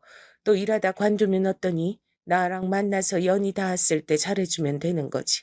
그걸 다시 되돌려 받으려고 해주는 것도 아니고 뭐. 이렇듯 저희 어머니 참 소탈하고 수더분하신 성격이에요. 힘든 사람, 아픈 사람 지나치지 않고 잘 도와주시고 아버님이 사고 치신 거 맨날 쫓아다니면서 수습을 해주셨죠. 전 이런 어머니가 이해가 잘 안 되는데 여러분들은 어떠신가요? 난 진짜 어머니처럼은 못 살 것 같아. 남편은 남편이고 아들은 아들이지. 아버님 저번에도 술 드시고 실수하시고 어머니가 그거 메꾸려고 쫓아다니시는 거 보면 너무 안쓰럽다니까. 왜 그렇게 사셔야 하는 거야? 좌우지간 난 아버지처럼 안 살 거니까 그런 걱정 붙들어매도 돼. 자식이 꼭 부모 길 따라간다는 법 있나? 난 술도 안 마시고 아버지 같은 성격도 아니니까 그런 걱정 사서 하지 마. 실제로도 우리 남편은 그런 타입이기에 별 걱정은 없었는데요. 아무튼 전 그렇게 제가 괜한 참견을 한 느낌이 들어서 그냥 쓱 넘기고 잊었어요. 그리고 그 지영 씨 역시 꽤 오랜 기간 회사를 다니더라고요. 근데 한 2년 정도 됐을까요? 우리 애랑 바로 길 건너 맞물려 있는 초등학교에 다니고 있어 저도 안면이 있었는데 중간에 좀 이상한 소문을 듣게 됐어요. 지영 씨 애랑 저희 애랑 학원이 겹치고 중간에 아는 엄마가 한 명 있었거든요. 저기 민우네 엄마 이번에 태권도 같이 다니면서 알게 된 엄마인데 좀 그래. 난 저 집이랑 우리 애 같이 어울리게 하고 싶지가 않아. 응? 이유가 뭔데? 나도 저 엄마 알긴 알아. 그랬는데 이때 제 귀로 흘러들어온 얘기란 도저히 저 혼자만 알고 감당하긴 힘든 얘기였죠. 저 집이랑 같이 어린이집 나온 애 엄마한테 들었거든. 남편이 장난 아니기도 했고 이혼했다나? 근데 그 뒤로 두어 번 애 데리러 오는 남자들이 달랐다나 뭐라나 말들이 많더라고. 응? 아니 뭐 남동생이나 얘 삼촌일 수도 있잖아. 아니야. 애가 그때마다 아저씨 아저씨 했대잖아. 민우 엄마 얼굴도 이쁘장하고 옷도 되게 야시시하게 입잖아. 솔직히 그냥 애 엄마라도 보기 좋은 차림은 아닌데 이혼하고 너무 자유롭게 이성교제하고 애한테 혼란 주는 느낌이라 보기 좀 그래. 그러니 우리 애랑도 너무 교류 안 했으면 좋겠더라고. 전 이런 얘기는 너무 의외였죠. 일할 때 지영 씨의 모습이란 그냥 평범한 차림새였거든요. 그나저나 이혼 후에 만나는 남자들이 있었구나 싶었고 듣고 꽤 놀라웠어요. 이런 다소 찝찝한 소식을 들었지만 뭐 저랑 큰 상관없는 얘기라고 생각했고요. 저랑 엮일 일이야 아버님 회사 문제 아니곤 없으니 적당히 거리를 두면 된다고 생각했는데요. 하지만 제가 그렇게 마음은 먹은 대로 흘러가지 않고 아주 지저분하게 엮이게 돼버린 거예요. 그 계기는 마치 계기란 단어를 쓰기도 참 참혹하고 슬픈 일로 인해 만들어지게 됐습니다. 당시 우리 남편이며 아가씨며 다들 세상이 무너진 얼굴로 우왕좌왕하던 모습 생각하면 제 가슴 한쪽 언저리가 다 쓰러올 정도예요. 그건 다름 아닌 저희 어머니와 관련된 일 때문이죠. 어머니는 정말 돌연 아주 바람처럼 저희 곁을 거짓말처럼 떠나셨어요. 평범하게 우리가 일어나서 밥을 짓고 먹고 바쁘게 출근 준비를 하는 그 시간대에 정말 너무 아무렇지 않게 비보를 전해오셨죠. 그것도 아버님을 통해서 말이에요. 니들 얼른 이리로 건너와라. 큰일이다. 큰일 났어. 이 전화를 제가 받게 됐고 제대로 되묻기도 전에 뭔가 예감이 이상하다 싶었어요. 밥 먹고 있는 남편에게 이 말을 전하니 저와 비슷한 감정이 들었나 봐요. 저흰 재빨리 아이를 친정에 맡기고 얼른 시댁으로 갔는데 거기서 다시 봐도 믿기 어려운 광경을 눈으로 보게 됐죠. 아, 아버님, 이게 저기 어머니 어떻게 되신 거예요? 제 말에도 아버님은 대답을 못하고 얼굴을 양손에 파묻은 채 어쩔 줄 몰라 하고 계셨고 우린 그렇게 우여곡절 정말 정신이 하나도 없는 상태로 어머니를 떠나보내게 됐어요. 그 상황이 유서 한 장 없이 정말 이렇다 싶게 뭔가 알만한 방도도 없이 삶을 마무리하셨더군요. 당시 저는 친정과의 해외여행을 계획하고 있었지만 당연히 취소할 수밖에 없었죠. 어머니 장례와 일정이 겹치지는 않고 한 2주 정도 되긴 했지만 도저히 진행할 수 없는 상태였어요. 갑작스레 장례가 치러진 뒤 남편과 아가씨는 정말 아무런 정리도 하지 못했죠. 너무 당연한 사실이지만 남편은 이 사실을 받아들이지 못했죠. 얼마나 힘겨웠음 저에게 이렇게 말하더라고요. 너무너무 이해가 되면서도 저 역시 겁이 났어요. 여보, 나 회사에 휴가를 좀 더 내야 될 것 같아. 숨이 너무 가빠오고 일에 집중도 안 되고 심장이 막 쿵쾅쿵쾅 뛰어. 나, 나 좀 쉬어도 될까? 집에서 그냥 아무것도 안 하고 누워있고 싶어. 그래, 여보. 당연히 쉴 수 있을 만큼 끌어다 쉬어. 쉴 때 쉬어야 되고 울 때 실컷 놀아야 된대. 안 나올 때까지. 괜찮아. 당신 쉬어도 되니까 아무것도 안 하고 있어 그냥. 이때 우리 남편은 이미 결혼을 한 상태에서 배우자인 저라도 있었지만 결혼하지 않은 아가씨는 정말 어떻게 추스를 줄 몰라 했어요. 오죽하면 평소 별로 왕래도 없던 저에게 전화를 다 했더라고요. 언니, 나 진짜 너무 힘들어요. 우리 엄마가 그렇게 가다니. 언니는 믿어져요? 장례 치료가 할 거 다 했는데도 실감이 안 나서 실감이 나는 부분과 안 나는 게 너무 세게 대조가 돼서 진짜 못 견디겠어요. 나 어떡하죠? 평소 마음 약하고 순한 아가씨였기에 진짜 이 남매를 어쩌면 좋나 싶어 저도 감정이 벅차오르더라고요. 저 아가씨, 괜찮음 우리 집 와 있어요. 혼자 있지 말고 오빠도 당분간 얼마 휴가 낸다니까 아가씨도 우리 집 와서 같이 TV도 보고 그래요. 이런 식으로 남매를 달래가며 전 저대로 나름의 충격과 피로감에서 벗어나기 위해 무던히 노력을 했어요. 근데 얼마쯤 지나 남편이 갑자기 누굴 같이 만나자는 거예요. 김 팀장님, 아버님 회사 꽤 오래 다니시다가 얼마 전에 그만두신 분 맞지? 장례 때도 오시지 않았나? 근데 왜 당신한테 만나재? 나도 모르겠어. 암튼 급한 일이라고 좀 만나달라시는데 당신도 좀 같이 가주면 안 돼? 저도 뭔가 싶어서 일단 같이 나갔는데 그때 들었던 얘긴 일전에 들었던 그 어떤 소문이나 농담거리보다 큰 충격으로 다가왔어요. 아, 안녕하세요. 사모님도 같이 오셨구나. 그죠? 저희 사장님 며느님이시잖아요. 오늘 제가 뵙자고 한 게 사실 외람되지만 좀 드릴 말씀이 있어서요. 솔직히 좀 그냥 덮고 넘어가려 했는데 상황이 이렇게 되니 제 마음이 너무 안 좋아서요. 뭔 얘기를 하려고 이렇게 뜸들이나 싶어 물만 벌컥이며 기다리던 우린 엄청난 얘기를 듣게 됐죠. 새삼 내가 생각한 것이 내 촉이 틀리지 않았단 게 이렇게 슬픈 일일지 처음 알았어요. 아니, 그럼 김 팀장님이 같이 근무하실 때 그렇게 느끼셨단 거예요? 그 격리, 지영 씨랑 저희 아버님이 좀 그래 보이셨단 말인 거죠? 전 이 말을 하면서도 너무 놀라서 차마 옆에서 같이 듣고 있는 남편의 표정을 보지도 못하고 물었어요. 네. 그게 사실 지영 씨 일처리가 그닥 능숙한 것도 아니고 매번 회계 내역도 틀리고 결국 제가 다 손보기도 하고 저도 꽤 오래 다녔지만 뭐 그만두게 된 여러 가지 이유 중 지영 씨 뒤치다꺼리를 제가 하는 스트레스도 있었죠. 그게 사장님이 참 이뻐하시더라고요. 나중엔 도가 지나치기도 하고. 도가 지나치다니 어떤 말씀이신지. 그러자 김 팀장님은 저희 남편 눈치를 슬쩍 보더니 어렵게 말을 하시더군요. 아, 기왕 이렇게 말씀드리러 왔으니 제 생각엔 사모님도 아마 어느 시점부터 나시지 않았을까 싶거든요. 굳은 얼굴로 사무실 나가는 것도 몇 번 봤고, 암튼 제 추측으론 증거는 없지만 사장님이랑 지영 씨 외근도 많이 나가고 앞만 봐도 연인 같은 대화를 탕비실에서 하는 것도 많이 들었죠. 법인카드 영수증 봐도 수상할 때가 있고. 그럼 그 저희 아버님과 지영 씨가 연애하는 것 같단 말씀이신 거죠? 전 너무 당황스러워서 말 앞뒤도 안 맞게 이상한 말투로 물었고, 김 팀장님은 눈 질끈 감고 그렇다고 끄덕이시더군요. 솔직히 사모님이 모르실 리가. 아니, 아셨을 것 같아요. 그게 최근이고요. 아시겠지만 사모님께서 지영 씨 참 이뻐하셨는데, 지영 씨 애기도 본인 손주뻘이라고 용돈 주시고, 아유, 저 이번에 장례식 왔다가 느낀 거 정말 많았어요. 감히 상상도 안 되더라고요, 그 심정이. 게다가 지영 씨도 왔었잖아요. 순간 저도 불현듯 머릿속을 번개처럼 스쳐가는 게, 그 지영 씨가 정말 상복을 입고 어머니 장례식에 오시긴 했거든요. 그때 묘하게 김 팀장님이 지영 씨를 본체만체 했던 게 떠올랐죠. 제가 같이 앉으시라고 안내했는데 표정이 썩 안 좋으셨거든요. 그날 진짜 뭔 주제로 왔나 싶어 말도 안 나오더라고요. 전 비보를 듣자마자 올 것이 왔구나 싶었고 마음이 너무 쓰렸어요.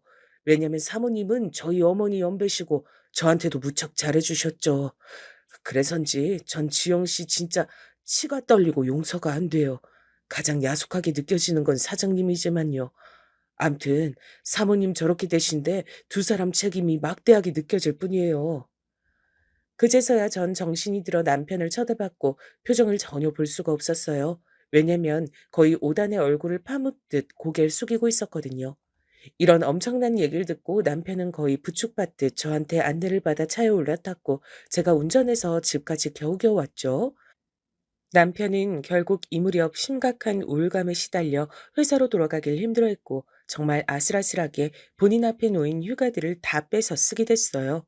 이렇게 유약한 사람이 얼마나 상처가 클까 싶었고 전 이런 얘기를 감히 저희 친정엄마에게조차 못하고 있었죠. 이때 남편이 저한테 나지막한 목소리로 부탁하더라고요. 여보, 부탁인데 그 아버지 얘기 있잖아. 유정이한텐 말하지 말아주라. 그냥 미안한데 나랑 여보만 알고 있으면 안 될까? 무슨 말인지 알지? 그러면서 그 소눈 같은 눈망울이 시뻘겋게 충혈된 걸 보니 얼마나 가슴이 찢어지던지요. 알겠다고 몇 번이나 안심을 시켰고 저도 이걸 어떻게 소화하고 삼켜야 할지 몰라 한참 답답했어요. 저야말로 어디 정신과라도 상담 받아봐야 되는 거 아닌지 너무 갑갑하더라고요. 그런 차 아버님은 배우자 장례를 치른 지 한 달 남짓 된 사람이라고 볼 수 없는 모습으로 저희에게 갑작스런 통보를 하셨죠. 그래, 벌써 시간이 이렇게 지났는데 집도 좀 정리를 해야 될 것 같다. 니들도 알다시피 집에서 나도 이제 더 혼잔 못 있어. 힘든 꼴도 봤고 암만 해도 갱년기로 그렇게 힘들다더니 저렇게 갈 줄 몰랐지. 나도 너무 힘들다. 여기 좀 정리하는 거 니들 와서 도와라. 전 이 전화를 받고 손이 부들부들 떨리더라고요. 가뜩이나 다른 부분으로도 충분히 소문이 안 좋은 그 여자, 지영 씨와 그런 사이란 걸 다른 직원한테 걸렸잖아요. 아버님은 그런 걸 전혀 모르는 눈치셨어요. 와중에 이런 말씀까지 하시는 아버님, 솔직히 저희 시아버지니까 저도 여러모로 참고 겨우 넘겼지 남이었음 가만 안 뒀을 것 같아요. 그렇지 않나요? 나도 많이 우울해. 나도 그 지경을 보니 못 살겠다, 진짜. 이 집에서 버티기 힘들고 죽겠다. 이러다 치매라도 오고 뭐라도 큰일 생기면 어쩌냐? 이 집도 마음 같아선 내일이라도 팔고 나가고 싶어. 이렇게 본인의 우울감을 호소하시면서 외려 본인이 피해본 사람처럼 행동을 하시더라고요. 결국 남편은 놔두고 저랑 아가씨만 가서 꾸역꾸역 어머니 유품을 정리했고요. 이때도 아가씨는 많이 울었어요. 저도 울음이 올라오고 사정을 대충 파악하고 있어서인지 더 착잡했습니다. 이후로 급기야 아버님은 아주 빠른 속도로 그 집을 파셨고요. 새로운 곳에 아파트를 얻어 이사 가셨답니다. 전 조금도 내키지 않았으나 예의상 몇 번 여쭤봤는데 이게 참 돌아오는 반응이 많이 쎄하더군요. 아버님, 제가 몇 번 들락날락하면서 챙겨드려야 될 것 같은데 반찬 같은 건 어떤 게 괜찮으세요? 솜씨는 없어서 입맛에 맞으실지 모르겠네요. 그런데 아버님은 한사코 괜찮다고 거절하시는 거예요. 평소에도 그렇게 어머니나 절 자잘하게 부려먹으시던 분이 말이에요. 앞만 봐도 이상하지 않나요? 아, 그런 건 걱정할 거 없다. 내가 알아서 챙겨 먹으면 되니까 뭐 전혀 신경 쓰지 않아도 돼. 이제 그 집도 나왔고 이사했고 내 몫은 내가 알아서 해야지 뭐. 네? 정말 괜찮으세요? 전 도통 아버님의 상태를 짐작할 수가 없더라고요. 새 아파트로 이사하셨으면서도 초반에 딱 한 번만 부르시고 그 뒤로는 별로 절 안 찾으시는 거예요. 이때 뭐랄까, 제3자인 제 입장에서 유추되는 부분이 하나 있었죠. 조심스러운 생각이었는데 남편도 같은 예감이 들었는지 저한테 먼저 묻더라고요. 여보, 아무래도 아버지 집에 좀 가봐야 될 것 같아. 나 마음이 좀 편치 않아서. 맨날 그렇게 불러대고 엄마 못 살게 이것저것 시키던 양반이 새집 가서 왜 아무 소식이 없는 건지. 이건 남편이 진짜 자기 아버지를 뭐 걱정했다기보단 다른 낌새가 없는 건가 약간 의심하는 어투였어요. 그래서 저랑 남편이 반찬거리를 준비해서 방문했고 아니나 다를까 역시 예감은 적중했죠. 문을 열어주었던 아버님이 아니라 지영 씨였어요. 아주 편한 차림으로 슬리퍼까지 끌어가면서 열어주더군요. 더 황당했던 건 저를 보고 별로 놀라지도 않았죠. 저기 지영 씨, 왜 우리 아버님 댁에 있어요? 게다가 그 차림은 또 뭐고 이 집에서 사는 거예요? 그러자 지영 씨는 초반엔 약간 당황한 듯 했지만 갈수록 아주 세고 당당하게 말하더라고요. 아, 네. 사장님이 여기 뭐 좀 챙겨주러 와달라고 하셨어요. 옷이야 뭐, 저 집에서 입던 대로 온 건데요. 여기 놔두실 거 있으면 두고 가세요. 전 사장님한테 집 치웠다고 검사 받고 갈 거예요. 검사요? 뭘요? 지영 씨가 아버님 댁 뭐 청소라도 해주고 오가기로 한 거예요? 그거야. 네. 그렇게 됐어요. 볼일 보셨으면 가셔도 될 것 같은데. 저도 좀 이따 나가봐야 되거든요. 애 데리러 가야 돼요. 그러면서 제 말은 대충 끊어버리고 뭔가 설명하기 곤란해 보이더라고요. 결국 그 자리에서 남편은 참지 못하고 아버님께 전화를 걸어 대판 싸우게 됐습니다. 지영 씨는 그 앞에서 아주 모욕적이어서 못 견디겠다는 얼굴로 우리를 노려봤고 남편은 있는 대로 아버님께 쏟아부었어요. 아버지 지금 나랑 말장난해요? 여기 여직원을 불러다 놓고 아주 심어놓고 살고 있었네. 엄마 돌아가신 지 1년은 됐어? 아버지 진짜 미친 거 아니야? 이 눈 돌아간 노인네 같으니라고. 어머, 어머. 지금 사장님한테 무슨 짓이에요? 그만하세요. 왜 이러냐고요, 진짜. 아무리 아드님이라도 그렇지. 너무하신 거 아니에요? 상황이 이렇게 된 거 저도 곱게 말이 나가지 않아서 뭐라 했는데 생각해보면 후회돼요. 저 때 그렇게 대처하면 안 됐는데 말이에요. 저기 지영 씨, 우리 이래저래 안면 있는 사이니까 말하는 거지만 아무리 아버님이 오라고 하셨다고 한들 이렇게 편하게 들락거리고 하면 안 돼요. 알잖아요. 우리 어머니 장례 치른 거 이제 한 달 됐어요. 솔직히 말해서 두 분 사이 소문도 있고 지금 별로 좋은 얘기 안 도는 거 알잖아요. 본인이 알아서 이런 건 끊었어야죠. 그러자 지영 씨는 꼬리라도 밟힌 고양이 마냥 확 날을 세우고 저에게 달려들지 뭐해요. 뭐예요? 지금 그 말투? 나를 뭐 이상한 여자로 몰아가는 말투네. 나야 사장님이 돈 준다고 하니까 급여대로 맞춰서 여기서 할 일을 하는 것뿐이에요. 내가 무슨 헛바람 든 여잔 줄 알아요? 그쪽도 평소 건너 학부모 관계라 내가 별말 않고 참았는데 은근 뒤에서 나 무시하는 거 모를 것 같아요? 진짜 기가 막히고 코가 막힐 노릇이더라고요. 이 여자 쉽게 볼 사람이 아닌 것 같긴 했지만, 아니, 70이 다 된 노인네 집에 이상하게 옷 입고 와서 주인처럼 있는 게 정당한 모양새인가요? 결국 이때 얼마 안 되어 아버님이 들이닥치셨고요. 분위기 대충 보아오니 파악이 되셨죠. 지영 씨와 본인 관계를 아들 부부가 어느 정도 눈치챘다는 걸요. 워낙 꾀가 있고 머리 회전이 빠르신 분이니 발뺌하는 건 포기하시고 자백을 하셨죠. 아휴, 진짜 뭐랄까? 늙은 여우 같은 노인네란 생각이 들었어요. 교묘하게 자기 잘못은 다 빠져나가더라고요. 그래, 뭐, 갑작스런 변화가 있어서 나도 생각보다 빨리 니들에게 말을 하게 됐다. 나도 이거 참 너무 곤란하고 어쩔 수가 없더라. 나도 많이 힘들었고, 여기 지영 씨랑도 어쩌다 보니 인연이 닿았다. 네 엄마 보내고 내가 보통 심정이었겠냐? 이 말에 남편은 곧장 바로 말을 자르고 대들더라고요. 그럴 수밖에 없었을 거예요. 아버지, 진짜 나 돌아버리는 꼴 보고 싶지 않음 그딴 식으로 말하지 마요. 내가 모를 것 같아? 내가 들은 게 없는 줄 아냐고. 증거? 갖고 오라면 얼마든지 보여줄 수 있어. 엄마 그렇게 보낸 건 아버지야. 아버지랑 저 미친 여자라고. 어떻게 엄마를 보내고도 머리로 느낀 게 없어서 이렇게 살림을 차리고 앉았어? 구구절절 조금도 틀릴 말이 없고 너무나 지당하신 말씀이었으나 이상한 대로 눈이 맞아버린 남녀에게 바른 말이 들릴 리가 없었죠. 아버님은 외려 먹긴 놈이 성낸다고 본인이 더 들고 일어나서 막 소리를 지르시대요. 제가 볼 땐 본인이 끼고 사는 그 지영 씨 보기에 뭔가 남자 입장에서 창피했나 봐요. 아휴, 이렇게 상상해보며 쓰면서도 역겹고 토할 것 같네요. 다 늙은 노인네가 젊은 여자 꿰차고 마누라가 스스로 생을 달리하게 만들어 놓고 말이에요. 뭐야? 이놈 진짜 자식놈 키워봤자 아무짝에도 쓸모가 없지. 어디서 말을 그따위로 만들어내? 내가 네 엄마를 보내? 내가 왜? 나는 충격 안 받았는 줄 알아? 너 이놈의 자식, 나한테 당장 용서를 빌어라. 어디서 말을 그따위로 하냐고? 이 답도 없는 싸움 앞에 전 이미 싸울 의욕도 잃고 질려버렸고 그 옆에서 계속 불쌍한 척 역겨운 얼굴을 하고 있는 지영 씨도 꼴 보기 싫었어요. 남편은 계속 악을 쓰고 대드는데 결국 중간에 제가 팔을 잡고 말렸죠. 아버지, 아버지는 엄마한테 미안하지도 않아? 일평생 자식 낳고 길러주고 고모들까지 시집 보내주고 맨날 아버지가 싸지르는 똥 치워줬던 엄마한테 어떻게 이럴 수가 있어? 내가 이 꼴 그냥 두고 볼 줄 알아? 이놈의 자식이 진짜. 부부 사이 일을 네가 뭘 알아? 네 엄마가 엄마로서야 네한테 어땠을지 몰라도 부부 사이는 부부만 아는 거야. 나라고 뭐 네 엄마한테 서운한 건 없는 줄 아냐? 원래 그렇게 성급하고 판단을 잘못하는 사람이야. 네가 뭘 아냐고? 이야, 아버지 진짜 기가 막히네. 정말 끝내준다. 당신은 내 아버지도 뭣도 아니야. 사람이면 이럴 수 없어. 이럴 수가 없다고. 저는 일단 남편을 달래면서 빠르게 속삭였죠. 이런 말 아니면 정신줄을 잡기 힘들 것 같아서요. 여보, 일단 진정해. 지금 싸울 대상이 아버님만 있는 게 아니야. 아버님도 아버님이지만 지영 씨는 왜 놔두고 아버님한테만 돌을 던져? 어머니 덕을 그렇게 보고도 번듯이 배신한 인간이야. 일단 나가자. 오늘은 그만 가야 돼. 남편은 이때 씩씩거리면서 가져간 반찬을 눈앞에서 던지지 못한 걸 후회하며 나왔죠.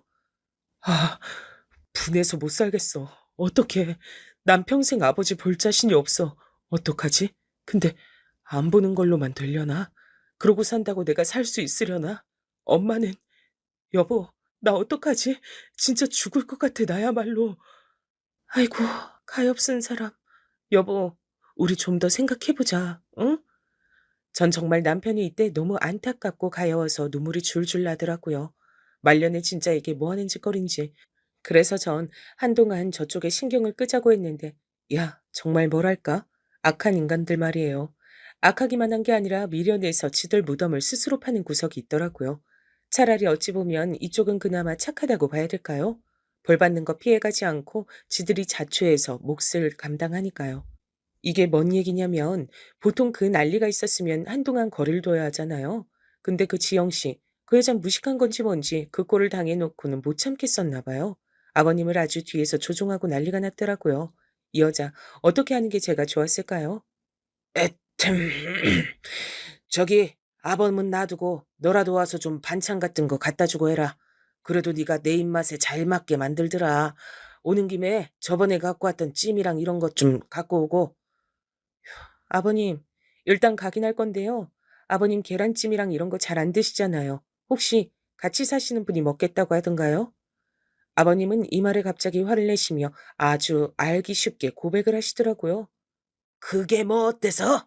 옛날 같음 나이를 얼마나 먹건 어리건 어쨌건 간에 엄연히 새어머니로 대접을 했어야 했어. 세상 변했다고 그런 거 안 시켰더니 이것들이 도리를 몰라. 내가 이런 것도 자식들 눈치 하나하나 다 봐야 되냐? 아들, 딸이라고 자식이란 것들 지혜비 고생을 먹고 자란 주제에 이렇게 대꾸들도 없고 원. 어, 근데 이때부턴 제가 열불이 나서 견딜 수가 없는 거예요. 이 못된 지영 씨인지 뭔지 아는 여편네가 아버님을 시켜서 저한테 일거리를 만들고 있으니까요. 심지어 나중에 더 충격적인 얘기도 들었어요. 아가씨를 통해서 말이에요. 이제 아가씨도 다 알 수밖에 없던 형편이었고 얘기를 듣고 나니 진심으로 이 남매가 너무 불쌍했어요.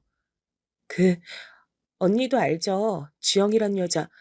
그 사람 남동생까지 우리 아빠 회사에 취직시켰다던데요. 전에 제가 잠깐 일하고 도와줬을 때 썼던 프로그램을 갑자기 아빠가 전화해서 웬 낯선 사람한테 보내주라는 거예요. 알고 보니 그 여자 남동생이더라고요. 아빠 정말 머리가 어떻게 됐나 봐요. 우리 이모들도 지금 아빠 벼르고 있고요. 제가 다 얘기했거든요. 야, 정말 아버님 대단하더라고요.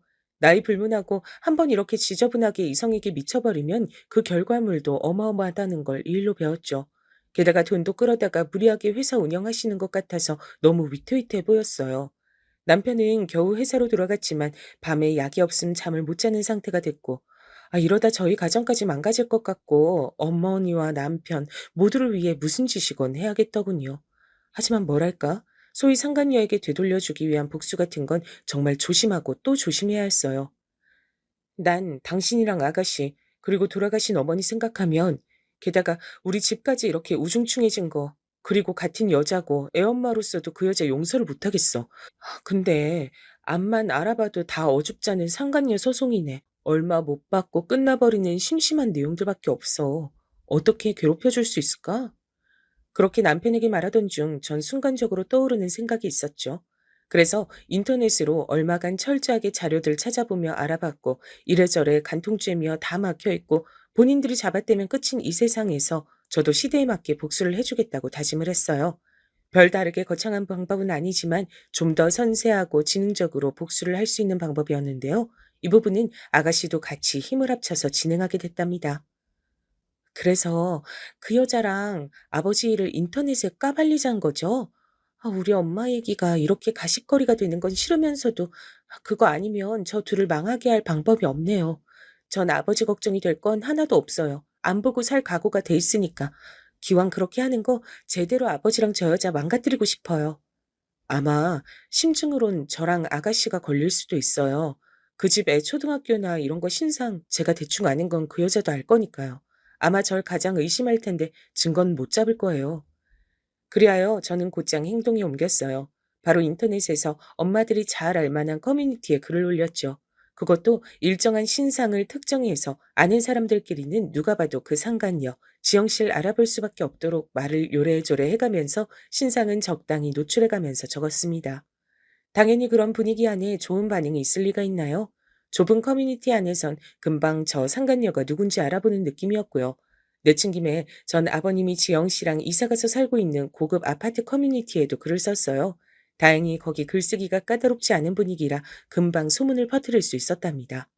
그 아파트에 살면서 자기 딴에 나름 신분 상승했다며 살고 있었을 지영 씨는 슬슬 이런 분위기를 깨닫게 된 것 같아요. 저한테 전화 와서 따지는데 전 증거 있냐고 되물었답니다.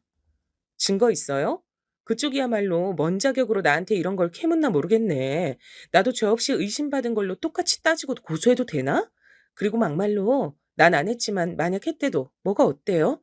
자식 입장에선 기가 막히지. 지영 씨는 나중에 민우 키워서 이런 일하고 다니면 참 더 좋게 보고 있겠네. 안 그래요? 뭐요? 와, 이거 진짜 안 되겠네. 진짜 사장님한테 말해서 며느리 버릇 좀 잡으라고 말할 거야. 나한테 했던 말들 나 하나도 안 까먹고 그대로 사과받을 거니까 각오해요.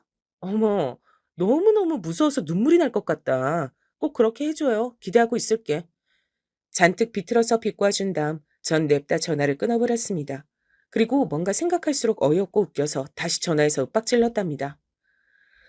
기왕 의심받은 거 내 생각 좀 말해볼 테니까 잠자코 듣기나 해요. 남의 집 멀쩡한 부부 다 찢어놓고 그 집 자식들까지 우울증 걸리게 만들어 놓고 본인은 잘 살려고 했던 거 맞죠? 근데 안 되니까 짜증나고 막 이렇게 주제도 모르고 전화해서 따지는 거고, 그쵸? 어쩜 사람이 이렇게 겁이 없어요? 본인은 잘 살 줄 알고 잘 살고 싶었던 거예요? 대단하다 진짜. 그만해요. 더 할 말 없으면 전화 끊을게요. 어? 나 충고해 줄 거 있는데. 우리 아버님 재벌도 아니고 앞으로 뭐 더 나올 거 없어요. 있어봤자 그 아파트 하나가 전부겠지.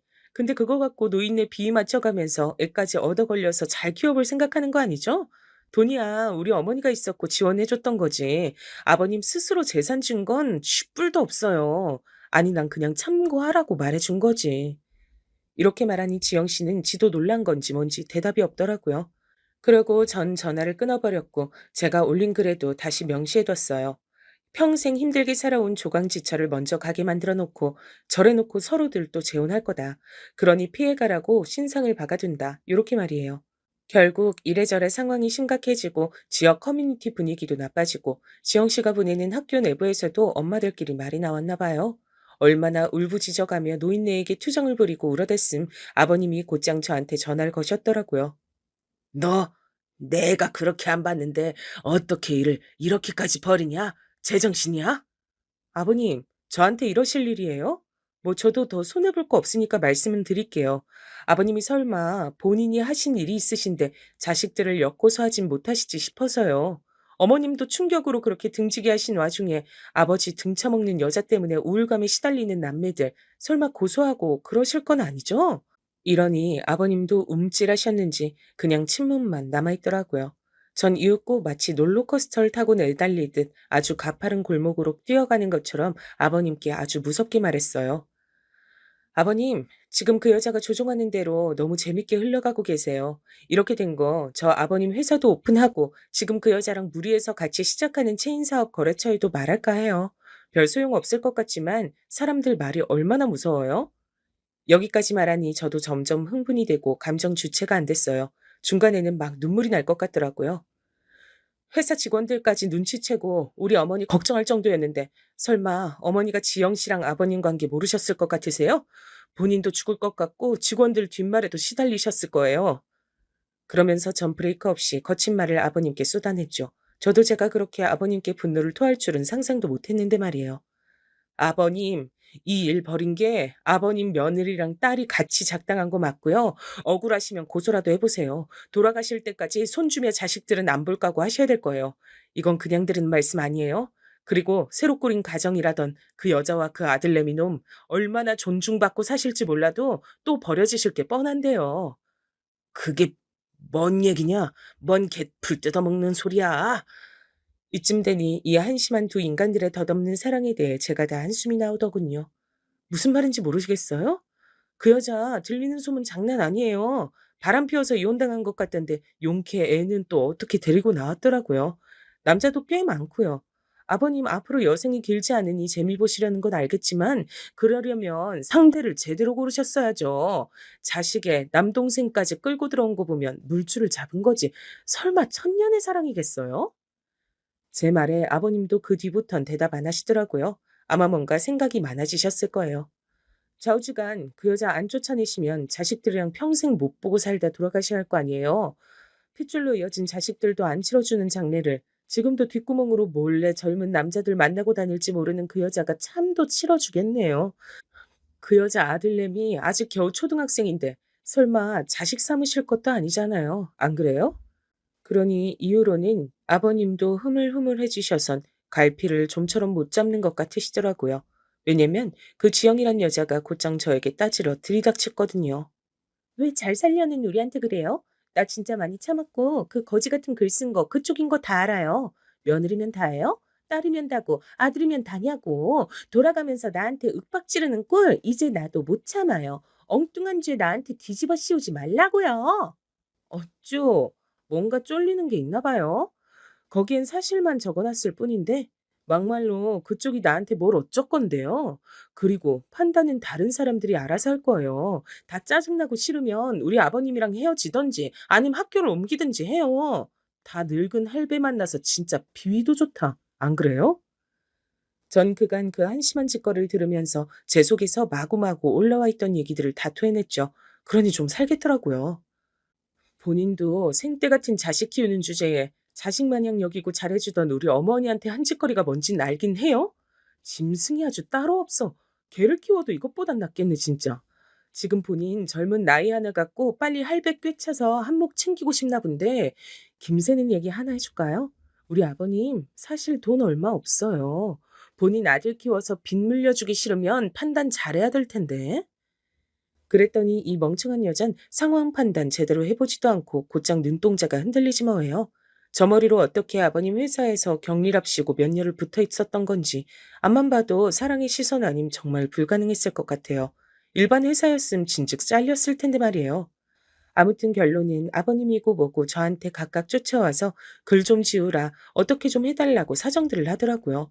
희한한 건 지들끼리도 약간 시들해진 게 느껴지기도 했고요. 안 돼요. 이러나 저러나 저흰 이제 아버님과 연 끊을 거고요. 이렇게 된 거 끝까지 가보려고요.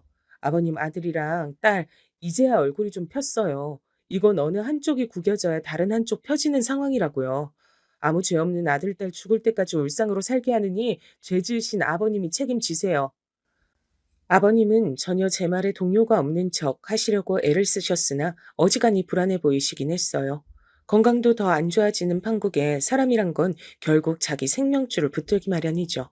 나중에 지영이란 여잔 온갖 곳의 시선을 견디기도 힘들고 학교도 마찬가지고 학원 가며 살고 있는 아파트에서도 눈총을 받으니 못 살겠나 봐요. 저한테 문자 한 통 띵 남겼길래 제가 아주 호통을 쳤어요. 뭐?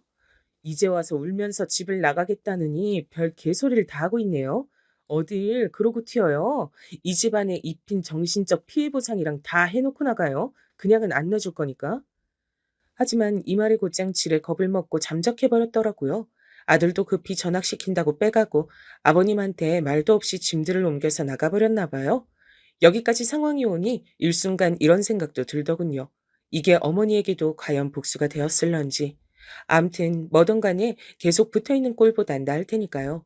이 사실은 아버님이 전화로 토로하시길래 알게 된 상황이었고 그 와중에 참 염치 없는 말씀을 하시더라고요. 어쩜 부모란 사람이 이럴까. 아무리 자식이 부모를 선택할 수 없다지만 너무 잔인하다는 생각이 들었어요. 저기, 그 사람 나가버렸다. 나는 어떡하냐, 이제. 잠깐은 일 좀 내려놓고 쉬어야 할 것 같다. 너들이 와서 좀 나 좀 봐주라. 이야, 어떻게 자식들한테 자기를 돌봐달란 말을 저렇게 할 수 있을까요? 하지만 남편은 아주 완강했어요. 나는 고려장이라도 할 수 있으면 하고 싶은 기분이야. 아버지는 그냥 연 끊는 정도만이라도 감사한 줄 알고 사시라 그래. 난 아버지 번호도 다 차단했어. 당신도 그렇게 해줘. 결국 아버님은 나중에 마음이 다급해져 저희 집도 찾아오시고 아가씨네도 가시고 했던 모양이지만 끝은 매우 좋지 않았죠. 결국 양쪽으로 다 버림받으시고 저 역시 차단해서 연락을 안 받으니 그 뒤는 알 길이 없네요.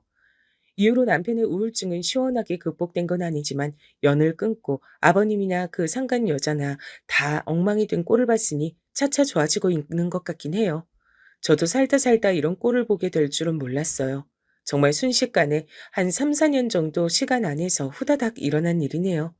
이제는 저희 가정에도 무엇보다 자녀인 우린 남편과 아가씨에게 조금이나마 숨이 트이길 바라며 그리고 너무나 애처롭고 안 된 어머니의 삶을 애도하는 마음으로 아버님과 지영이란 여자는 그 값을 제대로 받길 바라며 글을 마치려고 합니다. 들어주신 분들 모두 감사합니다.